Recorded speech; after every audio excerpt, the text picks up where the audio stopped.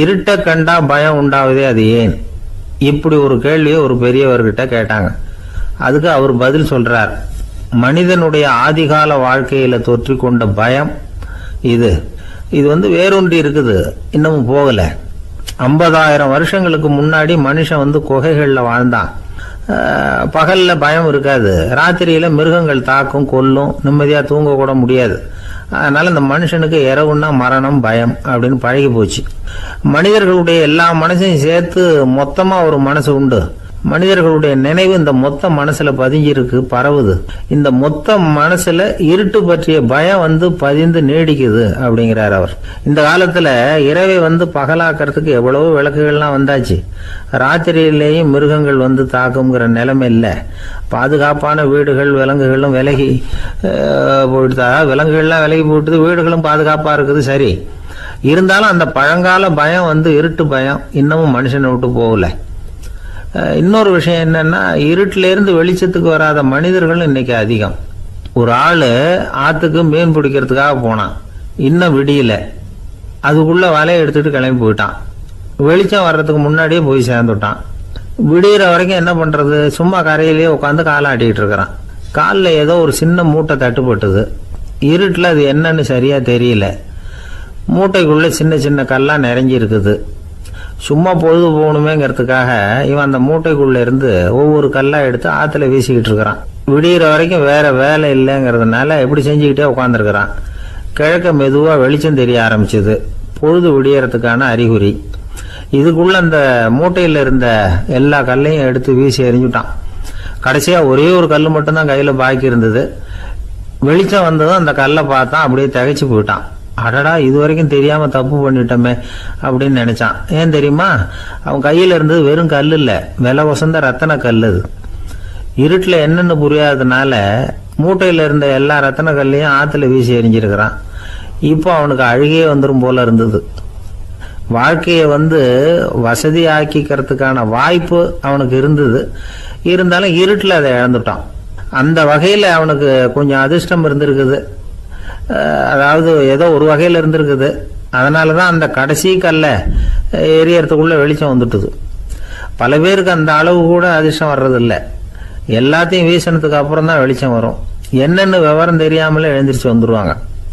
வாழ்க்கைங்கிறது ஒரு பெரிய புதையல். அதை புரிஞ்சிக்காம மனுஷன் அதை வீசி எரிஞ்சுக்கிட்டு இருக்கான் அப்படிங்கிறது தான் பெரியவங்க கருத்து. சில பேருக்கு புரிஞ்சுக்கிற நேரம் வரும், அதுக்குள்ள வாழ்நாள்லாம் ஓடி போயிருக்கும். அதுக்கப்புறம் என்ன பண்றது? நம்மால் ஒருத்தன் கையில ஒரு சின்ன பையோட வந்துகிட்டு இருந்தான். பை உள்ள ஏகப்பட்ட நகைகள், ரத்தன கல் எல்லாம் இருக்கு. வந்துகிட்டு இருந்தவன் திடீர்னு அந்த பையை அப்படியே ஒரு குளத்துல வீசி எறிஞ்சுட்டான். மகான்கள் தான் இப்படி பற்று இல்லாம இருப்பாங்க.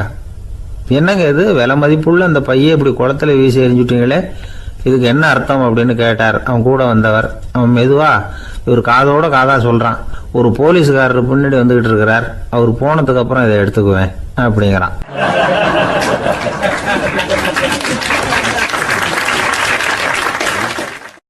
ஒரு சின்ன பையன் என்னை தேடிட்டு ஓடி வந்தான். ஒரு கதை சொல்லுங்கன்னா, சொந்தமா எதுவும் தெரியாத என்ன, உங்களுக்கு சொந்தமா எதுவும் தெரியாதுன்னு எனக்கும் தெரியும் அப்படின்னா. இந்த பையன் அடிக்கடி என்கிட்ட கதை கேட்கிறவன். அதனால என்னோட ரகசியம்லாம் அவனுக்கு அத்துப்படி. அதனால தான் அவ்வளவு தெளிவா அடிச்சு விடுறான். சரி, இப்ப என்ன செய்யலாம்னு, பழைய கதை ஏதாவது ஒன்று சொல்லுங்களேன்னா. உனக்கு கிருஷ்ணதேவராயரை தெரியுமான்னு. அவர்கிட்ட நேரில் பழக்கம் இல்லை, ஆனால் அவரை பற்றி புஸ்தகத்தில் படிச்சிருக்கேன்னா. சரி, இவங்கிட்ட மேற்கொண்டு பேச்சு கொடுத்தா நம்மளை ஒரு மாதிரி ஆக்கி விடுவான் அப்படிங்கிறத யூகம் பண்ணிட்டு அவனை உட்கார வச்சு கடைசி வரைக்கும் குறுக்க பேசக்கூடாது அப்படின்னு ஒரு கண்டிஷனையும் போட்டுட்டு அந்த கதையை சொன்னேன். ஒரு சமயம் கிருஷ்ணதேவராயர் சமஸ்தானத்துக்கு ஒரு பெரிய வித்வான் சேர்ந்தாராம். என்னோட போட்டி போடுறதுக்கு இந்த ஊர்ல யாராவது இருக்கீங்களா அப்படின்னு சவால் விட்டாராம். அந்த ஊர்ல இருந்த பெரிய பெரிய வித்வான்லாம் இது ஏதுடா வம்பா போச்சுன்னு நினைக்க ஆரம்பிச்சிட்டாங்க. யாரும் அந்த ஆளோட போட்டி போடுறதுக்கு தயாரா இல்லை. எல்லாரும் நடுங்கிக்கிட்டு இருக்கிறாங்க. அந்த நேரத்துல ஒருத்த மட்டும் தைரியமா முன்னுக்கு வந்தான். அது யாருன்னா தெனாலிராமன். அந்த சமஸ்தானத்துல விகட கவி அவன். என்ன அனுப்புங்க போட்டிக்கு, நான் ஜெயிச்சு காட்டுறேன்னா. உனக்கு அவ்வளவு தைரியம் இருக்குதா அப்படின்னு கேட்டாங்க. தைரியம் மட்டும்தான் என்கிட்ட இருக்குது, ஆனா தைரியம் இருந்தா அதிர்ஷ்டம் தேடிட்டு வருங்கிறது எனக்கு தெரியும் அப்படின்னா. அடுத்த நாள் போட்டி ஆரம்பமாச்சு. அந்த பெரிய வித்வான் வந்து நின்னார். தெனாலிராமன் எதிரில் வந்து நின்னான். அந்த வித்வான் ஒரு விரலை காட்டினார். தெனாலிராமன் பதிலுக்கு 2 விரலை காட்டினான். வித்வான் 3 விரலை காட்டினார். இவன் உடனே 4 விரலை காட்டினான். உடனே 5 விரலை காட்டினார் அவர். தெனாலிராமன் உடனே தன்னுடைய கை முஷ்டியை காட்டினான், கையை மூடி காட்டினான். அவ்வளோதான். அந்த பெரிய வித்வான் கிருஷ்ணதேவராயர் காலில் விழுந்தார். நான் தோத்துட்டேன், என் தோல்வியை ஒத்துக்கிறேன் அப்படின்னு சொல்லிவிட்டார். கிருஷ்ணதேவராயர் அவரை தனியாக அழைச்சிட்டு போய் என்ன நடந்ததுன்னு விசாரித்தார். அந்த வித்வான் விளக்கம் கொடுத்தார். ஆண்டவன் ஒருவன் தான் உண்டுங்கிறத விளக்கறதுக்காக நான் ஒரு விரலை காட்டினேன். அப்படி இல்லை, சக்தியை சேர்த்தா சக்தி சிவன் 2 பேர் உண்டுன்னு உங்கள் வித்வான் 2 விரலை காட்டினார். மூர்த்திகள் 3 பேருங்கிறதுக்காக நான் 3 விரலை காட்டினேன். வேதங்கள் 4ன்னு சொல்லி ஒரு 4 விரலை காட்டினார். பஞ்சபூதங்கள் 5ன்னு நான் 5 விரலை காட்டினேன். அதையெல்லாம் அடக்கி ஆளணும்னு சொல்லி அவர் கையை மூடி உறுதியாக காட்டினார். அடடா, உங்கள் வித்வானுக்கு எப்பேற்பட்ட அறிவு! அவர் தான் ஜெயிச்சார், நான் தோத்துட்டேன் அப்படின்னார் அவர். அப்படி சொல்லிவிட்டு அவர் போயிட்டார். அதுக்கப்புறம் தெனாலிராமனை கூப்பிட்டு என்னப்பா நடந்தது அப்படின்னு கேட்டாராம். அதுக்கு தெனாலிராமன் விளக்கம் கொடுத்துருக்குறான். அவன் முதல்ல என்னை கொன்னுடுவேன்னு அந்த வித்வான் ஒரு விரலை காட்டினான். உடனே ஒரு 2 கண்ணையும் தோண்டி விடுவேங்கிறதுக்காக நான் 2 விரலை காட்டினேன். உனக்கு நாமம் போட்டுருவேன்னு சொல்லி 3 விரலை காட்டினான். அதை அழிச்சிருவேன்னு 4 விரலை காட்டினேன். உன்னை அரைஞ்சிருவேன்னு அவன் 5 விரலை காட்டினான். நான் உங்களை குத்தி போடுவேன்னு சொல்லி கையை மூடி காட்டினேன் அப்படின்னா. இப்போ பாருங்க, ஜெயிச்சது யார்? தைரியம் மட்டும் இருந்துட்டா அதிர்ஷ்டம் தானாக தேடி வருங்கிறது எவ்வளவு உண்மையாக போச்சு. அதனால் நாம் எப்பவும் தைரியமாக இருக்கணும்னு சொல்லிவிட்டு என் எதிரில் கதை கேட்டுட்டு உட்காந்துருந்த சின்ன பையனை பார்த்தேன். அவன் என்னை நிமிர்ந்து பார்த்தான். அவன் தன்னோட கை கால் 2ஐயும் ஒரு மாதிரியாக என் முன்னால் தூக்கி 20 விரலை காட்டினான். எனக்கு ஒன்றும் புரியல. இதுக்கு என்னப்பா அர்த்தம்னு கேட்டேன். இதே கதையை இதுக்கு முன்னாடி என்கிட்ட 20 தடவை நீங்கள் சொல்லியிருக்கீங்கன்னு அர்த்தம் அப்படின்னா.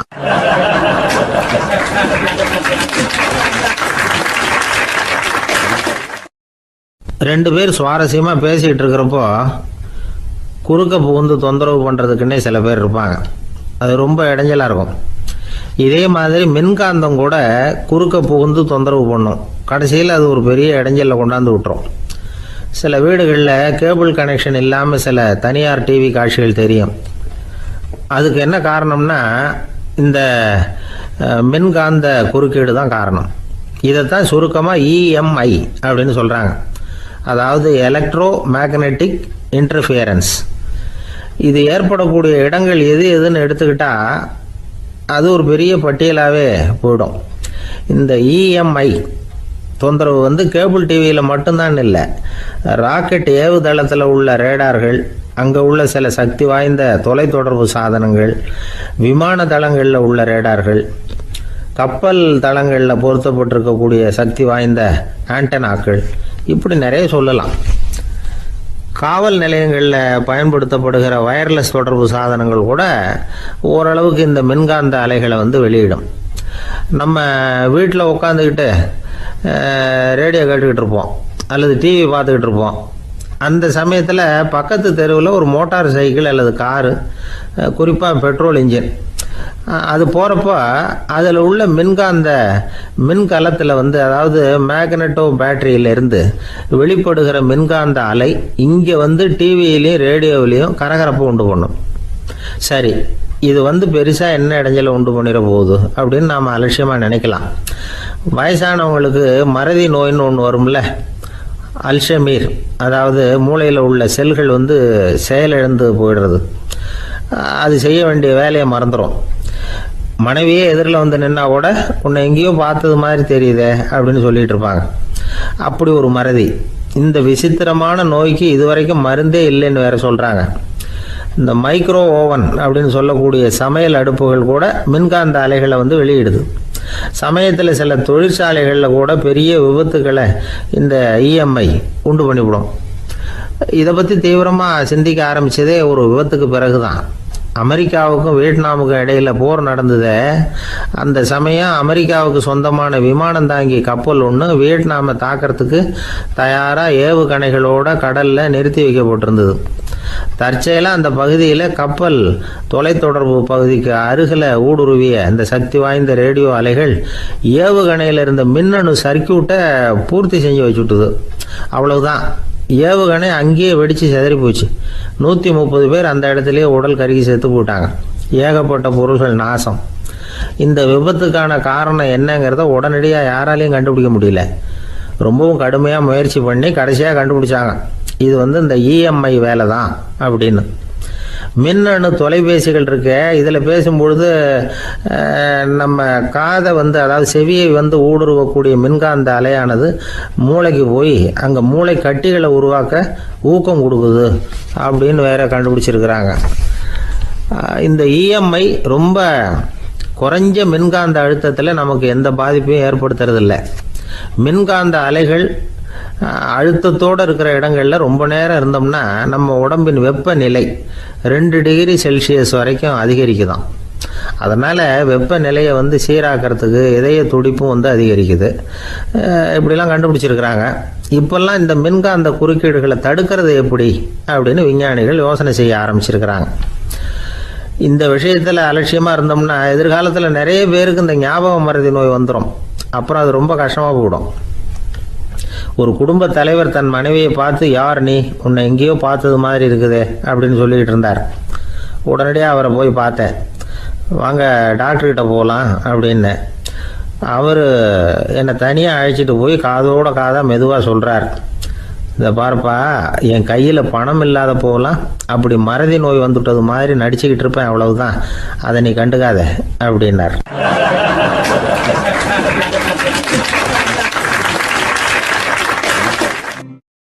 ஒருத்தர் வேகமாக நடந்து போகிறார். கடத்தெருவில் ஒரு ஸ்வீட்டு கடையை பார்க்குறார். உடனே சடன் பிரேக் போட்டது மாதிரி நிற்கிறார். ஒரு ஸ்வீட் வாங்கி சாப்பிட்லாமேன்னு மனசு சொல்லுது. டாக்டர் வேணாம்னு சொல்லியிருக்கிறார், உடம்புக்கு ஒத்துக்காது, அதனால் அது வேணாம்னு சொல்லுது அறிவு. இவர் மனசு சொல்கிறத கேட்கல, அறிவு சொல்கிறபடி கேட்குறார். அதனால் மறுபடியும் வேகமாக அங்கேருந்து நடந்து போயிடுறார்.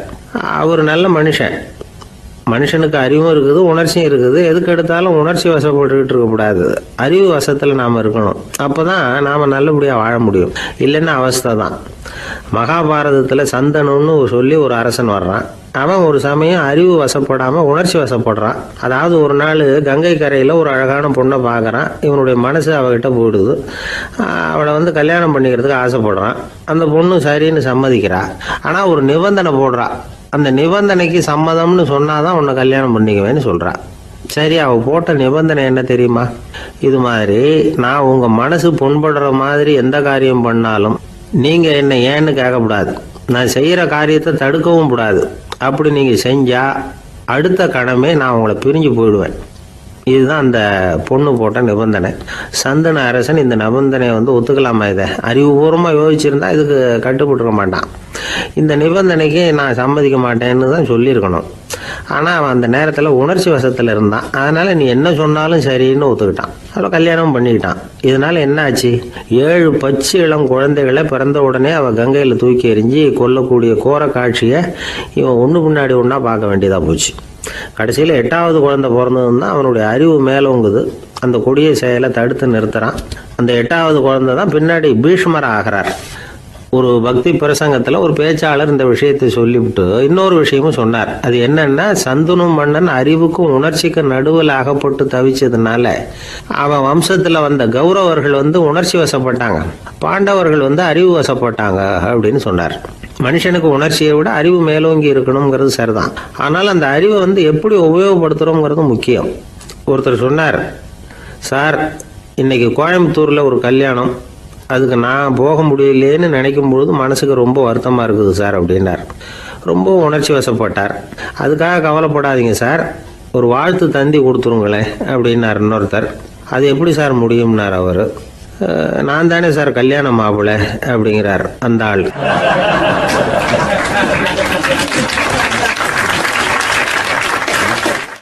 ஒரு அழகான கடற்கரை. சுற்றுலா பயணிகள் நிறைய பேர் அங்கே போகிறது வழக்கம். சனி ஞாயிறு கூட்டம் அதிகமாக இருக்கும். அதோட விளைவு என்னங்கிறது அடுத்த நாள் தான் தெரியும். ஆமாம், அந்த கடற்கரையை சுத்தப்படுத்துகிற தொழிலாளிகள் திங்கட்கிழமை ரொம்ப சிரமப்படுவாங்க. சனி ஞாயிறு வந்த கூட்டம் கடற்கரை பூராவும் காலி ஐஸ்கிரீம் கப்புகளை வீசி எறிஞ்சிட்டு போயிருக்கும். ஆயிரக்கணக்கான கப்புகள் அங்கே பரவலாக கிடக்கும். அதையெல்லாம் பொறுக்கி எடுத்து சுத்தம் பண்ணி ஆகணும். இதனால் திங்கட்கிழமை வேலைக்கு வர்றதுக்கு எல்லோரும் பயப்படுவாங்க. அப்படி ஒரு நிலைமை. பல பேர் அன்னைக்கு லீவ் எடுத்துகிட்டு போயிடுறது வழக்கம். நமக்கு எதுக்கு இன்றைக்கி தொந்தரவுன்னு. இது ஒரு பெரிய பிரச்சனையாக இருந்தது. இதுக்கு என்ன பண்ணலாம் அப்படின்னு யோசனை பண்ணாங்க.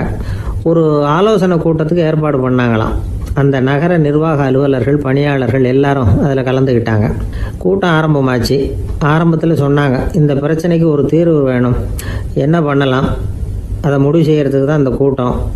இதில் நீங்கள் செய்ய வேண்டியது என்னென்னா, உங்களுக்கு தோன்றுகிற யோசனை எதுவாக இருந்தாலும் சொல்லுங்கள். கொஞ்சம் கூட தயக்கம் வேண்டாம். நாம் சொல்கிற யோசனை ஈடுபடுமா படாதா அப்படின்லாம் யோசிக்க வேணாம். எல்லாருடைய யோசனைகளையும் அப்படியே பதிவு செய்துக்கிறோம். கடைசியாக அதிலேருந்து ஒரு சிறந்த யோசனையை தேர்வு பண்ணி அதை பயன்படுத்தலாம். இந்த சந்தர்ப்பத்தில் இன்னொரு முக்கியமான வேண்டுகோள், எவ்வளவு சாதாரணமான யோசனையாக இருந்தாலும் சரி, அது சொல்லும் பொழுது அடுத்தவங்க ஏளனம் செய்யக்கூடாது. இது ஒரு பெரிய யோசனையா அப்படின்னு சொல்லி எதையும் அலட்சியப்படுத்தக்கூடாது. இதுதான் அந்த கூட்டத்தின் ஆரம்பத்தில் செய்யப்பட்ட அறிவிப்பு. உடனே அந்த கூட்டத்தில் இருந்தவங்க ஆளுக்கு ஒரு யோசனை சொல்ல ஆரம்பித்தாங்க. ஒருத்தர் எழுந்திருச்சார், இங்கே வர்ற சுற்றுலா பயணிகள்கிட்ட ஆளுக்கு $10 ஒரு டெபாசிட் மாதிரி வைப்பு பணமாக வாங்கிக்கணும். காலி ஐஸ்கிரீம் கப்பை திருப்பி கொடுத்தா அந்த பணத்தை திருப்பி கொடுத்துடலாம். இப்படி ஒரு ஏற்பாடு பண்ணிக்கிட்டா கப்புகளை தேடி பொறுக்கிட்டு இருக்க வேண்டியதில்லை, எல்லாம் ஒரே இடத்துக்கு வந்து சேர்ந்துடும். அப்படியே நாம் தூக்கிட்டு போய் ஒரு இடத்துல கொட்டி விடலாம் அப்படின்னார். இன்னொருத்தர் எழுந்திரிச்சார், கப்பை கீழே போட்டால் $50 அபராதம் அப்படின்னு அங்கங்கே போர்டு எழுதி வச்சுடலாம். கப்புகளை போடுறதுக்கு அங்கங்கே பெரிய கூடைகளை வச்சுடலாம். நாம் சாவகாசமாக அந்த கூடைகளை சேகரம் பண்ணிக்கலாம் அப்படின்னாராம். இன்னொருத்தர் எழுந்திரிச்சு கொஞ்சம் கோபமாக பேசினார்.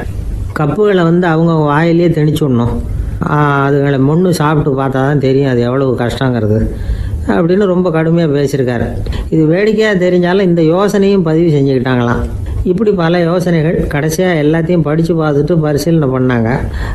அப்புறம் தான் யோசனை வந்தது. ஒரு வேடிக்கையாக சொன்னது, கப்புகளை அவங்கவுங்க வாயிலே திணிச்சு சாப்பிட சொல்லணும், அதுதான் தண்டனைன்னார்ல. ஏன் அப்படி சாப்பிட்றது மாதிரியே கப்புகளை தயார் பண்ண என்ன அப்படின்னு சிந்திக்க ஆரம்பித்தாங்களாம். ஆகா, அதுதான் சரின்னு ஒரு முடிவுக்கு வந்தாங்க. அதுலேருந்து உருவானது தான் இந்த வேஃபர் கப்ஸ். ஐஸ்கிரீமை சாப்பிட்டு முடித்ததும் கப்பையும் சாப்பிட்டுடலாம். கோன் ஐஸ்கிரீம் சாப்பிட்றோம்ல, அதுதான். அமெரிக்காவில் மியாமி கடற்கரையில் ரொம்ப காலமாக இருந்துக்கிட்டு வந்த குப்பை பிரச்சனைக்கு இப்படி தான் ஒரு தீர்வு வந்துதான். இதுலேருந்து நாம் புரிஞ்சிக்க வேண்டியது என்னென்னா, நாம் அன்றாட எத்தனையோ பிரச்சனைகளை சந்திக்கிறோம், அதுக்கெல்லாம் தீர்வு உண்டு. அது எங்கே ஒளிஞ்சிருக்குன்னு கண்டுபிடிக்கணும்.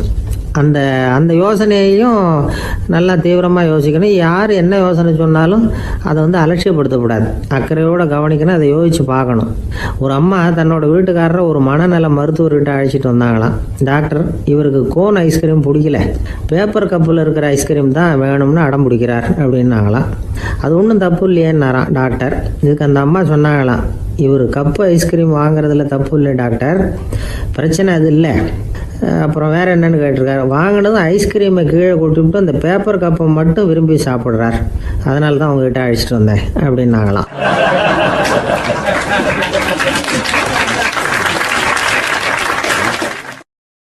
ஒரு நண்பர் வந்தார். ரொம்பவும் இறுக்கமாக உடை அணிஞ்சிருந்தார்.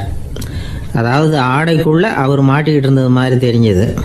ஏன் துணி குறைச்சலாக எடுத்துட்டிங்களா அப்படின்னு கேட்டோம். இல்லைங்க, எனக்கு எப்போவுமே இறுக்கமாக உடை அணிகிறது தான் பிடிக்கும் அப்படின்னார். ஒருத்தர் எப்படி உடை அணிகிறார் அப்படிங்கிறத வச்சு அந்த ஆள் எப்படிப்பட்டவர் அப்படிங்கிறத கண்டுபிடிச்சிடலாம். உடை அணிகிற விதம் ஒருத்தருடைய மனநிலையை வெளிப்படுத்துதான்.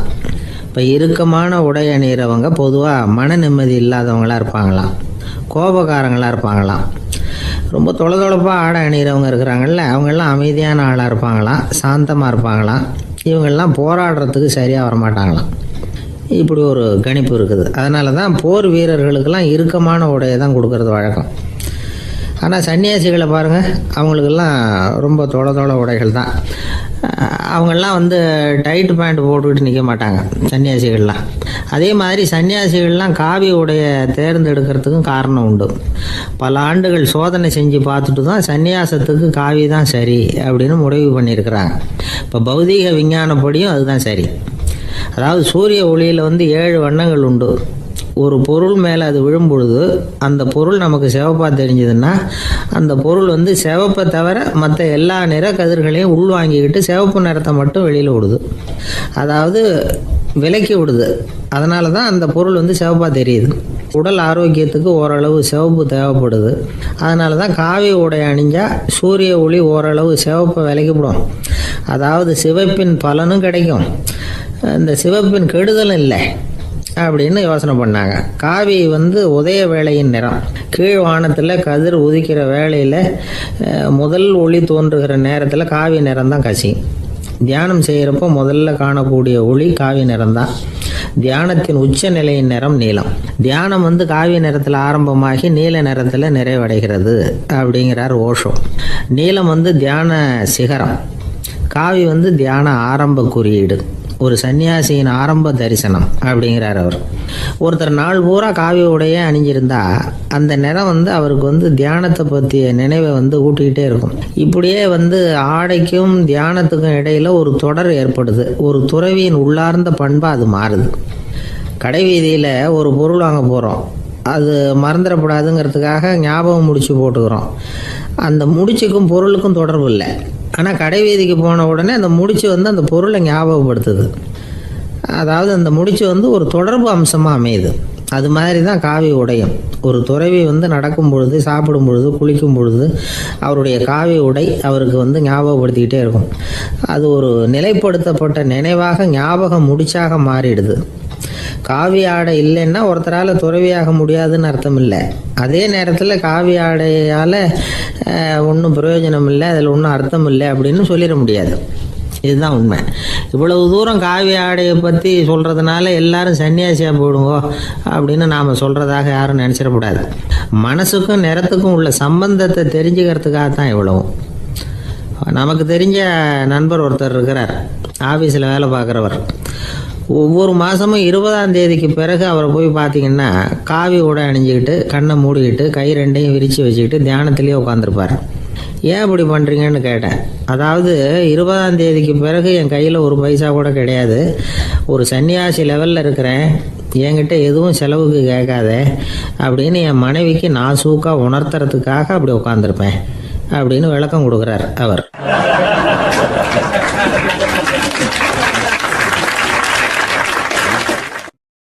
ஒரு கணவன் மனைவி எப்போ பார்த்தாலும் அவங்க 2 பேருக்கும் இடையில சண்டை வந்துக்கிட்டே இருந்தது. இதில் என்ன ஆச்சரியங்கிறீங்களா? நான் அதுக்காக சொல்ல வரல, இது வேறு விஷயம். அதாவது சண்டை போடாமல் இருக்கிறதுக்கு வழி சொல்கிற தகவல் இது. நான் சொன்ன அந்த கணவன் மனைவி எப்படின்னா, கணவன் ஒரு வார்த்தை சொன்னால் மனைவி கிட்டேருந்து 2 வார்த்தை பதிலாக வரும். இதுக்கு கணவன்கிட்டேருந்து 4 வார்த்தை பதிலாக வரும். இப்படி வார்த்தைகள் பெருகி போய் கடைசியில் வம்பில் முடியும். அந்த அம்மா பொறுத்து பார்த்தாங்க, அவங்களால தாக்கு பிடிக்க முடியல. பக்கத்து வீட்லேயே ஒரு கணவன் மனைவி இருந்தாங்க, அவங்களுக்குள்ள சண்டை வர்றதில்லை. அது எப்படி அவங்களால மட்டும் சண்டை போடாமல் இருக்க முடியுது அப்படின்னு இந்த அம்மாவுக்கு ஆச்சரியம். ஒரு நாள் நேராக பக்கத்து வீட்டு அம்மாக்கிட்டே போய், ஏம்மா நீங்கள் எப்படி கணவனும் மனைவியும் சண்டை போட்டுக்காமல் இருக்கிறீங்க, அது எப்படி முடியுது உங்களால் அப்படின்னு கேட்டாங்க. அதுக்குன்னு ஒரு மருந்து இருக்குது, அதை சாப்பிட்டா சண்டை வராது அப்படின்னாங்க அவங்க. சரிங்க, அந்த மருந்தை அவர் சாப்பிட மாட்டேன்னு சொல்லிட்டா என்ன பண்ணுறது அப்படின்னு கேட்டிருக்கிறாங்க இவங்க. அந்த மருந்து அவருக்கு இல்லைம்மா, உனக்கு தான் அப்படின்னாங்களாம் அவங்க. அப்படியா, அப்படின்னா கொடுங்க, ரொம்ப நல்லதாக போச்சு. அதை எப்படி சாப்பிட்றதுங்கிற விவரத்தையும் சொல்லுங்கள், எங்கே அது கிடைக்குங்கிறதையும் சொல்லுங்கள், வாங்கிக்கிறேன் அப்படின்னு கேட்டாங்களாம் இவங்க. வேறு எங்கேயும் போய் வாங்க வேண்டாம், என்கிட்டே இருக்க அந்த மருந்து அதில் கொஞ்சம் தர்றேன், வாங்கி வச்சுக்க. உன் வீட்டுக்காரர் உன்னோட சண்டையை ஆரம்பிக்கிறப்போலாம் நீ இந்த மருந்தில் 1 ounce வாயில் ஊற்றிக்கணும். அதை உடனே குடிச்சிடக்கூடாது, ஒரு 5 நிமிஷமாவது அது வாயில் இருக்கணும், அதுக்கப்புறம் குடிச்சிடலாம் அப்படின்னு சொல்லி ஒரு பாட்டில் மருந்தை இந்த அம்மாக்கிட்ட கொடுத்து அனுப்புனாங்களாம். மருந்தை எடுத்துக்கிட்டு இந்த அம்மா வீட்டுக்கு வந்திருக்கிறாங்க. வீடு பூட்டி இருந்ததுனால கணவன் வாசல்லையே காத்துக்கிட்டு இருக்கிறான். மனைவியை கண்டதும் சண்டை போட ஆரம்பிச்சிட்டான். வீட்டை பூட்டி விட்டு எங்கே போய் தொலைஞ்ச, எவ்வளோ நேரமாக ஒரு மனுஷன் வாசல்லையே காத்துட்டு கிடக்கிறது அப்படி இப்படின்னு கத்த ஆரம்பிச்சிட்டான். மனைவி இதுக்கு பதிலே சொல்லலை. அந்த அம்மா பேசாமல் வீட்டை திறந்தாங்க, சமையல் அறைக்குள்ளே போனாங்க, 1 ounce மருந்தை வாயில் ஊற்றிக்கிட்டாங்க. அன்னைக்கு சண்டை மேற்கொண்டு வளரவே இல்லை, நின்றுட்டுது. மருந்து பரவாயில்லை. அதுக்கப்புறம் பல சந்தர்ப்பங்களில் சண்டை வரும் போல் இருக்கிற போலாம் இந்த மருந்து அதை நிறுத்தியிருக்கு. பிரமாதமான மருந்தாக இருக்குது இதை கொஞ்சம் அதிகமாகவே வாங்கி வீட்டில் வச்சுக்க வேண்டியது தான் அப்படின்னு முடிவு பண்ணிக்கிட்டு இந்த அம்மா மறுபடியும் பக்கத்து வீட்டு அம்மாக்கிட்ட போனாங்க. எவ்வளவு விலையானாலும் சரி, நான் காசு கொடுத்து வாங்கி வச்சுக்கிறேன், எந்த கடையில் இருக்குது இந்த மருந்து சொல்லுங்க அப்படின்னு கேட்டாங்க. இந்த மருந்துக்கு விலையே கிடையாதுங்க, இலவசமாகவே கிடைக்கும்னாங்களாம் அவங்க. அது எப்படி விலையில்லாமல் இதை விற்க முடியுது அப்படின்னு கேட்டாங்களாம் இவங்க. அது மருந்தாக இருந்தால் தானே விலை வைக்கிறதுக்கு, அது வெறும் தண்ணி தானே அப்படின்னாங்களாம். வெறும் தண்ணியாக சண்டையை நிறுத்துது அப்படின்ட்டு இருக்காங்க இவங்க. அது சண்டையை நிறுத்தலை, உன்னோட மௌனம் தான் சண்டையை நிறுத்துது. நீ வாயில் தண்ணியை வச்சுக்கிறதுனால எதிர்த்து பேசுறதில்ல, அதனால் உன்னுடைய கணவர் கோபம் வந்து சாந்தமாயிடுது அப்படின்னாங்களாம் அவங்க. இந்த கதையிலேருந்து சண்டையை நிறுத்துகிற மருந்து எதுன்னு தெரிஞ்சுக்கிட்டோம் இல்லையா. ஒருத்தர் என்ன பண்ணார், பாட்டிலில் வந்து தண்ணியை ஊற்றி வச்சுக்கிட்டு அவர்கிட்ட வர்றவங்களுக்கெல்லாம் இதை சிபாரிசு பண்ணலாம்னு நினச்சிக்கிட்டு உட்காந்துருந்தார். ஒரு அம்மா வந்தாங்க. இதை கேட்டுவிட்டு இதையே ஒரு மருந்து மாதிரி கொடுக்கலாம்ங்கிறது அவர் முடிவு. அதனால் பாட்டிலில் தண்ணியை அடித்து வச்சுக்கிட்டு அதில் கலருக்காக என்னத்தையோ ஒரு ஜீரகம் அது மாதிரி எதையாவது கலந்து வச்சுக்கிட்டு ஒரு மருந்து மாதிரி ஒரு பாவனையில் வச்சுக்கிட்டு உட்காந்துருக்காரு. யாராவது வீட்டில் சண்டைன்னா என்கிட்ட வாங்க மருந்து தரேன்னு. ஒரு அம்மா வந்தாங்க. எனக்கும் என் வீட்டுக்காரருக்கும் அடிக்கடி சண்டை வருதுங்க அப்படின்ட்டு இருக்காங்க. கவலைப்படாதம்மா, நான் ஒரு மருந்து தரேன்னு சொல்லி வீட்டுக்குள்ளே போய் ஒரு பாட்டில் எடுத்து வந்து கொடுத்தாரு. பாட்டிலில் இருக்கிறது என்னங்கிறத சொல்லிவிட்டா அது பேரில் மரியாதை வராது இல்லையா, அதனால் சொல்லலை. அந்த அம்மா வாங்கிட்டு போனாங்க. 4 நாள் கழித்து திரும்பி வந்தாங்க. என்னம்மா வீட்டில் சண்டை நின்று போச்சான்னு கேட்டிருக்காரு இவர். அங்கே நின்று போச்சுங்க, இப்போ உங்ககிட்ட ஆரம்பமாக போகுதுன்னாங்களாம். என்னம்மா அப்படின்ட்டுருக்காரு அவர் பயந்து போய். பின்ன என்னங்க நீங்கள் என்ன மருந்து கொடுத்துருக்குறீங்க என்னங்க அப்படின்னாங்களாம் கோபமாக. அது வெறும் தண்ணி தானே அப்படின்ட்டுருக்காரு இவர். தண்ணியாக இது நல்லா பாருங்கள் அப்படின்னு அந்த பாட்டிலில் நீட்டினாங்களாம். இவர் வாங்கி பார்த்துருக்காரு. அப்புறம் தான் விஷயம் புரியுது அவருக்கு. இவர் கை தவறுதலாக அவங்க வீட்டில் இருந்த மண்ணெண்ணெய் பாட்டில் எடுத்து அவர்கிட்ட கொடுத்துருக்குறாங்க. அப்புறம் என்ன ஆகும், சண்டை வராமல்.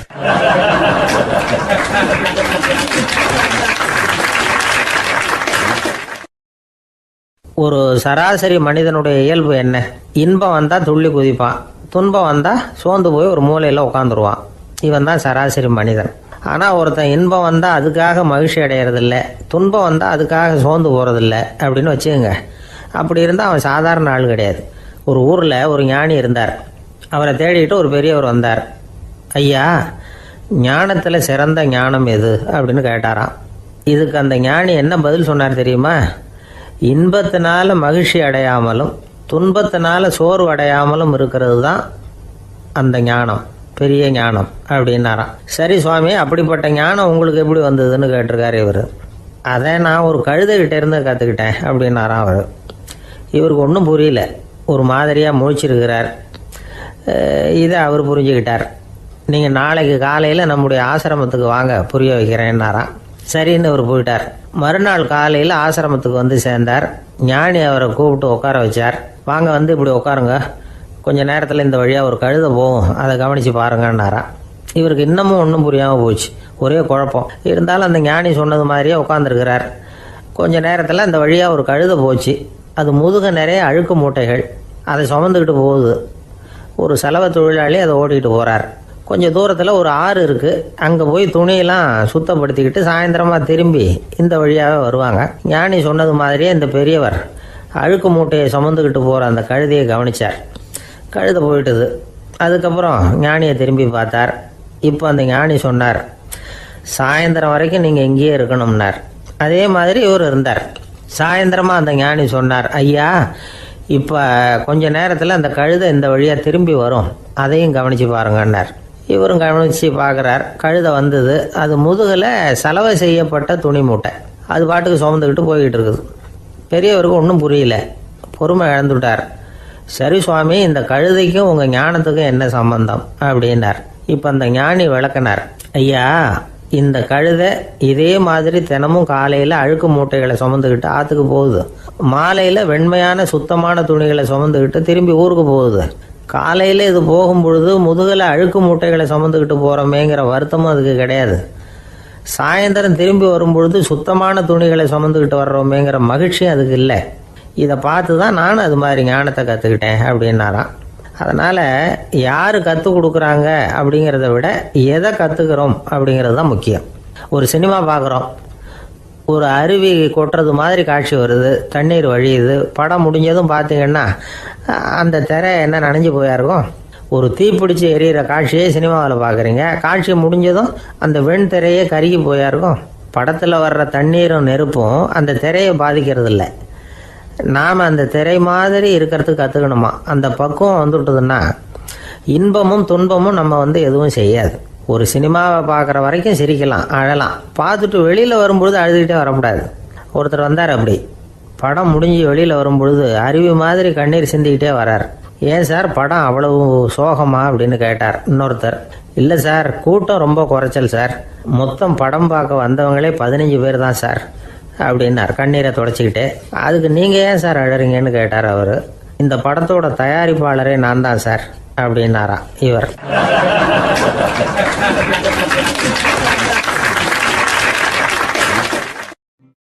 நமக்கு முன்னாடி நமக்கு வேண்டிய ஒருத்தர் ஒரு கிளாஸில் நமக்கு பழச்சாறு கொண்டாந்து வைக்கிறாருன்னு வச்சுக்கோங்க. உடனே நாம் என்ன பண்ணுவோம்? எடுத்து கிடுகிடுன்னு சாப்பிட்ருவோம் அடுத்தவங்க யாரும் வர்றதுக்குள்ள. அதை விட்டுட்டு அதை கொண்டாந்து வச்சவர்கிட்டயே அதோட விலை என்ன அப்படி இப்படின்னு நான் கேட்டுக்கிட்டு இருப்போம். நாம் கேட்க மாட்டோம். ஆனால் காந்திஜி அப்படி கேட்டாராம். எப்போ தெரியுமா? 1935. அந்த வருஷம் மே மாதத்தில் ஒரு நாள் காந்திஜி டெல்லியில் இருக்கிறார். அப்போ அவருக்கு 2 டம்ளர் மாம்பழச்சாறு கொண்டாந்து கொடுக்குறாங்க. அதை வாங்குறார். இதோட விலை என்ன அப்படின்னு கேட்டார் காந்திஜி. யாருக்கிட்ட கேட்டார்னா மனுபென் காந்திகிட்ட கேட்குறார். அவங்க தான் கொண்டாந்து கொடுக்குறாங்க. காந்திஜிக்கு உதவி செய்கிறதுக்காக அவர் கூடவே இருந்தவங்க அவங்ககிட்ட தான் கேட்குறாரு. காந்திஜி சும்மா வேடிக்கைக்காக இப்படி கேட்குறாருன்னு நினச்சிட்டாங்க அந்த அம்மா. அதுவும் இல்லாமல் அதோட விலையை கேட்டால் காந்திஜி நிச்சயமாக அதை சாப்பிட மாட்டார் அப்படிங்கிற பயம் வேறு. அதனால் அந்த அம்மா பதில் எதுவும் சொல்லாமல் கம்முன்னு இருந்துட்டாங்க. கொஞ்ச நேரம் ஆச்சு. அந்த பழச்சாறு வச்ச இடத்துல அப்படியே இருக்குது, வச்ச இடத்துல வச்சபடியே இருக்குது. காந்திஜி அதை சாப்பிடவே இல்லை. மனுபென் காந்தி பார்த்தாங்க. மெதுவாக காந்திஜிக்கிட்ட போய் அதை சாப்பிடுங்களேன் அப்படின்னாங்க. பழச்சாறு விலை என்னன்னு கேட்டேன். அதுக்கு பதில் இல்லை. அது முதல் தப்பு. பதிலை எதிர்பார்த்திருந்தும் அதை பற்றி விசாரிக்கலை. அது 2வது தப்பு. இப்படி 2 தப்புகளை பண்ணிவிட்டு என்கிட்ட வந்து இதை சாப்பிடுங்கன்னு சொன்னால் அது எப்படி அப்படின்னு கேட்டாராம் காந்திஜி. மனுபென் காந்தி என்ன சொல்கிறதுன்னு தெரியாமல் திகைச்சு போய் நின்றுக்கிட்டு இருந்தாங்க. காந்திஜி தொடர்ந்து சொன்னாராம். இப்போ என் முன்னாடி வச்சிருக்கிற இந்த பழச்சாறு விலை சுமாராக ஒரு ₹1/2 இருக்கும். அது அந்த காலத்து மதிப்பு. இந்த பழச்சாறு இல்லாமல் கூட என்னால் இருக்க முடியும். ஆனால் அவசியமான பொருள்களை வாங்கிறதுக்கு கூட சக்தி இல்லாத மக்கள் இந்த நாட்டில் நிறைய பேர் இருக்கிறாங்க. அப்படி இருக்கிறப்போ எனக்கு என்னத்துக்கு இந்த விலை உயர்ந்த பானம்? இதை இப்போ நான் சாப்பிட்டா என் உடம்பு வேணும்னா ஆரோக்கியமாகலாம், ஆனால் என் மனசு அமைதி அடையாது. எனக்கு என்னுடைய உடல் ஆரோக்கியத்தை விட மன ஆரோக்கியம்தான் முக்கியம். அதனால் இதை நான் சாப்பிட மாட்டேன், எடுத்துகிட்டு போயிடு அப்படின்னாராம். அந்த சமயத்தில் ஒரு அகதி பொண்ணு 2 குழந்தைகளோட காந்திஜியை பார்க்குறதுக்காக வந்தது. வணக்கம் சொல்லிச்சு. காந்திஜி உடனே தனக்கு முன்னாடி இருந்த பழச்சாற்றை எடுத்து அந்த பொண்ணுக்கிட்டையும் குழந்தைகள்கிட்டையும் கொடுத்து சாப்பிட சொன்னார். அவங்க அதை வாங்கி ரொம்ப சந்தோஷத்தோடு சாப்பிட்டாங்களாம். அதை பார்த்த காந்திஜி முகத்தில் ஒரு புன்னகை, ஒரு பரவசம், ஒரு திருப்தி. அவர் மனசு நிறைஞ்சி இருந்தது. அப்போ அவர் சொன்னாராம், ஆண்டவன் எனக்கு எப்பவும் சரியான சமயத்தில் கை கொடுப்பாருங்கிறது அதுக்கு இதுதான் அத்தாட்சி. நான் ஒரு இக்கட்டான சூழ்நிலையில் இருக்கிறப்ப கூட கடவுளின் கருணையால் அந்த சூழ்நிலை என்னை பாதிக்கலை. என் கூட இவ்வளோ நாள் பழகியும் கூட இங்கே இருக்கிறவங்க எனக்கு அதிக விலையுள்ள பழரசத்தை கொடுத்தாங்க. ஆனால் சரியான நேரத்தில் அதை சாப்பிட வேண்டியவங்களை என்கிட்ட அனுப்பி வச்சு என்னை சந்தோஷப்படுத்தினார் கடவுள், அவருக்கு நன்றி அப்படின்னாராம் மகாத்மா காந்தி. உடல் ஆரோக்கியத்தை விட மன ஆரோக்கியம்தான் எனக்கு முக்கியம்னு சொன்னார் பாருங்க. அதை நாம் எல்லாரும் மனப்பூர்வமாக இன்றைக்கி சிந்திச்சு பார்க்கணும். இந்த காலத்தில் எல்லாரும் அப்படியா நினைக்கிறாங்க? எனக்கு தெரிஞ்ச ஒருத்தர் இருந்தார். தினமும் காலையில் ஒரு காஃபி சாப்பிட உட்கார்ற நேரத்தில் பக்கத்து வீட்டுக்காரர் வந்து சேருவார் கரெக்டாக. உடனே அவரும் தனக்குன்னு வந்திருக்கிற காப்பியை எடுத்து மனப்பூர்வமாக பக்கத்து வீட்டுக்காரர்கிட்ட கொடுத்துருவார். அதுக்கப்புறம் அவருக்காக வேறு காப்பி போட்டு கொண்டாந்து கொடுத்தாலும் வேண்டான்னு சொல்லிடுவார். ஆண்டவனாக பார்த்து சரியான நேரத்தில் அவரை எங்கள் வீட்டுக்கு தினமும் அனுப்பி வைக்கிறார் அப்படிம்பார். ஏன் அப்படி சொல்கிறீங்க அப்படின்னு கேட்டோம் ஒரு நாள். அதுக்கு அவர் சொல்கிறார், எனக்கு என்னோட உடல் ஆரோக்கியம்தான் முக்கியம். இதை கடவுள் புரிஞ்சுக்கிட்டு எங்கள் வீட்டு காப்பியை சாப்பிட்றதுக்கு தினமும் அடுத்த வீட்டுக்காரனை அனுப்பி வைக்கிறார் அப்படின்னார் அவர்.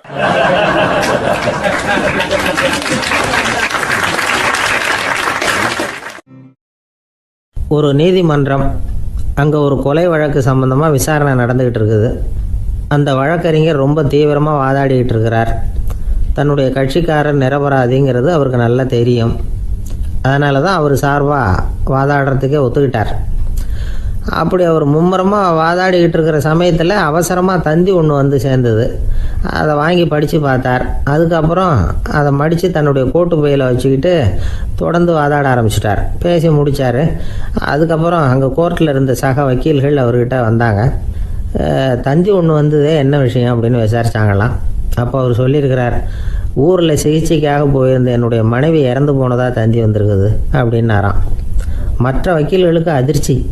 என்னங்க இது, மனைவி இறந்ததை விட கேஸு முக்கியமாக உங்களுக்கு அப்படின்னு கேட்டிருக்கிறாங்க. இறந்து போன என் மனைவி மறுபடியும் திரும்பி வர போகிறதில்ல. ஆனால் என்னுடைய கட்சிக்காரர் ஒரு கொலை வழக்கில் மாட்டிக்கிட்டார். அவரும் நிரபராதி. அவர் உசுரை நான் காப்பாற்ற வேணாமா? இதுதான் என்னுடைய கடமை அப்படின்னாராம். இப்படி இவர் சொன்னதும் எல்லாரும் அப்படியே திகைச்சு போய் நின்றுட்டாங்களாம். சரி, கடமைக்கு முக்கியத்துவம் கொடுத்த அந்த வழக்கறிஞர் யார் தெரியுமா? அவர் தான் இரும்பு மனிதர் சர்தார் வல்லபாய் பட்டேல். குஜராத் மாநிலத்தில் 1875 அக்டோபர் 31 அன்றைக்கு ஜாவேரி பாய் அப்படிங்கிறவருக்கு 4வது பிள்ளையாக அவர் பிறந்தாராம். இந்த ஜாவேரி பாய் யார் தெரியுமா? ஜான்சி ராணி லட்சுமி பாய் போர் படையில் ஒரு வீரராக பணிபுரிஞ்சவர். இளம் வயசில் வல்லபாய் பட்டேல் ரொம்ப சிரமப்பட்டு படிச்சிருக்கார். விடாமுயற்சி வெற்றியை கொடுத்தது. கல்லூரியிலையும் காலடி வச்சார். அதுக்கப்புறம் வக்கீல் பட்டத்தையும் வாங்கினார். பிரிட்டிஷ் ஆட்சி நடந்துக்கிட்டு இருந்த சமயம் குஜராத்தை சேர்ந்த பர்டோலி தாலுக்காவில் விவசாயிகள் மேலே அரசாங்கம் திடீர்னு நில வரியை வசதி விட்டு தான். ஏழை விவசாயிகள் ரொம்ப கஷ்டப்பட்டுருக்காங்க. அரசாங்கம் வரி செலுத்தாத விவசாயிகளின் நிலங்களையெல்லாம் ஜப்தி செஞ்சுதான். அரசாங்கத்தை எதிர்க்கிறவங்களையெல்லாம் கைது பண்ணி சிறையில் அடைச்சுட்டாங்களாம். சில பேர் வீடு வாசல் ஆடு மாட்டையெல்லாம் விற்று கூட வரி கட்ட வேண்டிய நிலைமைக்கு ஆளாயிட்டாங்க. வழக்கறிஞர் வல்லபாய் பட்டேல் நில வரியை உடனே ரத்து பண்ணணும் அப்படின்னு பம்பாய் கவர்னருக்கு ஒரு கடிதம் எழுதினார். எந்த பலனும் இல்லை. உடனே எல்லா விவசாயிகளையும் அணி திரட்டினார். அதுக்கு தானே தலைமை தாங்கினார். சத்தியாகிரகம் நடத்தினார். அந்த பகுதியில் எந்த வேலையும் நடக்கலை. வேறு வழி இல்லை. ஆட்சியாளர்கள் உடனே வரியை ரத்து பண்ணாங்க. சிறையில் இருந்தவங்களெல்லாம் வெளில விட்டாங்க. 1928 ஆகஸ்ட் 6 சர்க்காருக்கும் விவசாயிகளுக்கும் இடையில் ஒரு உடன்பாடு ஏற்பட்டது. அதுக்கப்புறம் தான் நிலைமை சரியாக போச்சான். வல்லபாய் பட்டேலின் பொது சேவையை பாராட்டின பொதுமக்கள் அவருக்கு சர்தார் அப்படிங்கிற பட்டத்தை கொடுத்தாங்களாம். சர்தார்னா தலைவர் அல்லது தளபதின்னு அர்த்தம். இரும்பு மனிதர்னு இவருக்கு பேர். இருந்தாலும் நகைச்சுவை உணர்வும் இவருக்கு நிறைய உண்டு. ஒரு தடவை ஒரு பத்திரிகை நிருபர் வந்திருக்கார். சர்தார் பட்டேல்கிட்ட அவருக்கு பிடிச்ச பண்பாடு கலாச்சாரம் எது அப்படின்னு கேட்கணும்னு ஆசை. அதனால் அவரை பார்த்து கேட்டாராம், ஏங்க உங்களுக்கு பிடிச்ச கல்ச்சர் எது அப்படின்னு கேட்டிருக்கார். இதுக்கு சர்தார் பட்டேல் சொன்ன பதில் என்ன தெரியுமா? எனக்கு பிடிச்ச கல்ச்சர் அக்ரிகல்ச்சர் அப்படின்னாராம்.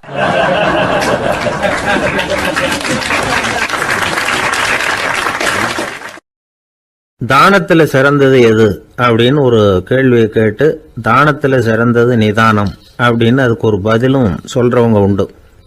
நிதானம் ரொம்ப அவசியம். அதுவும் இன்றைய உலகத்துக்கு ரொம்ப அவசியம்.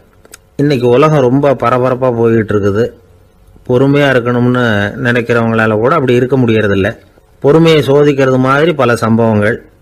அதையெல்லாம் சந்திச்சே தீர வேண்டியிருக்குது. எங்க போனாலும் கியூவில் நிற்க வேண்டியிருக்குது. எங்க போனாலும் காத்துக்கிட்டு இருக்க வேண்டியிருக்கு.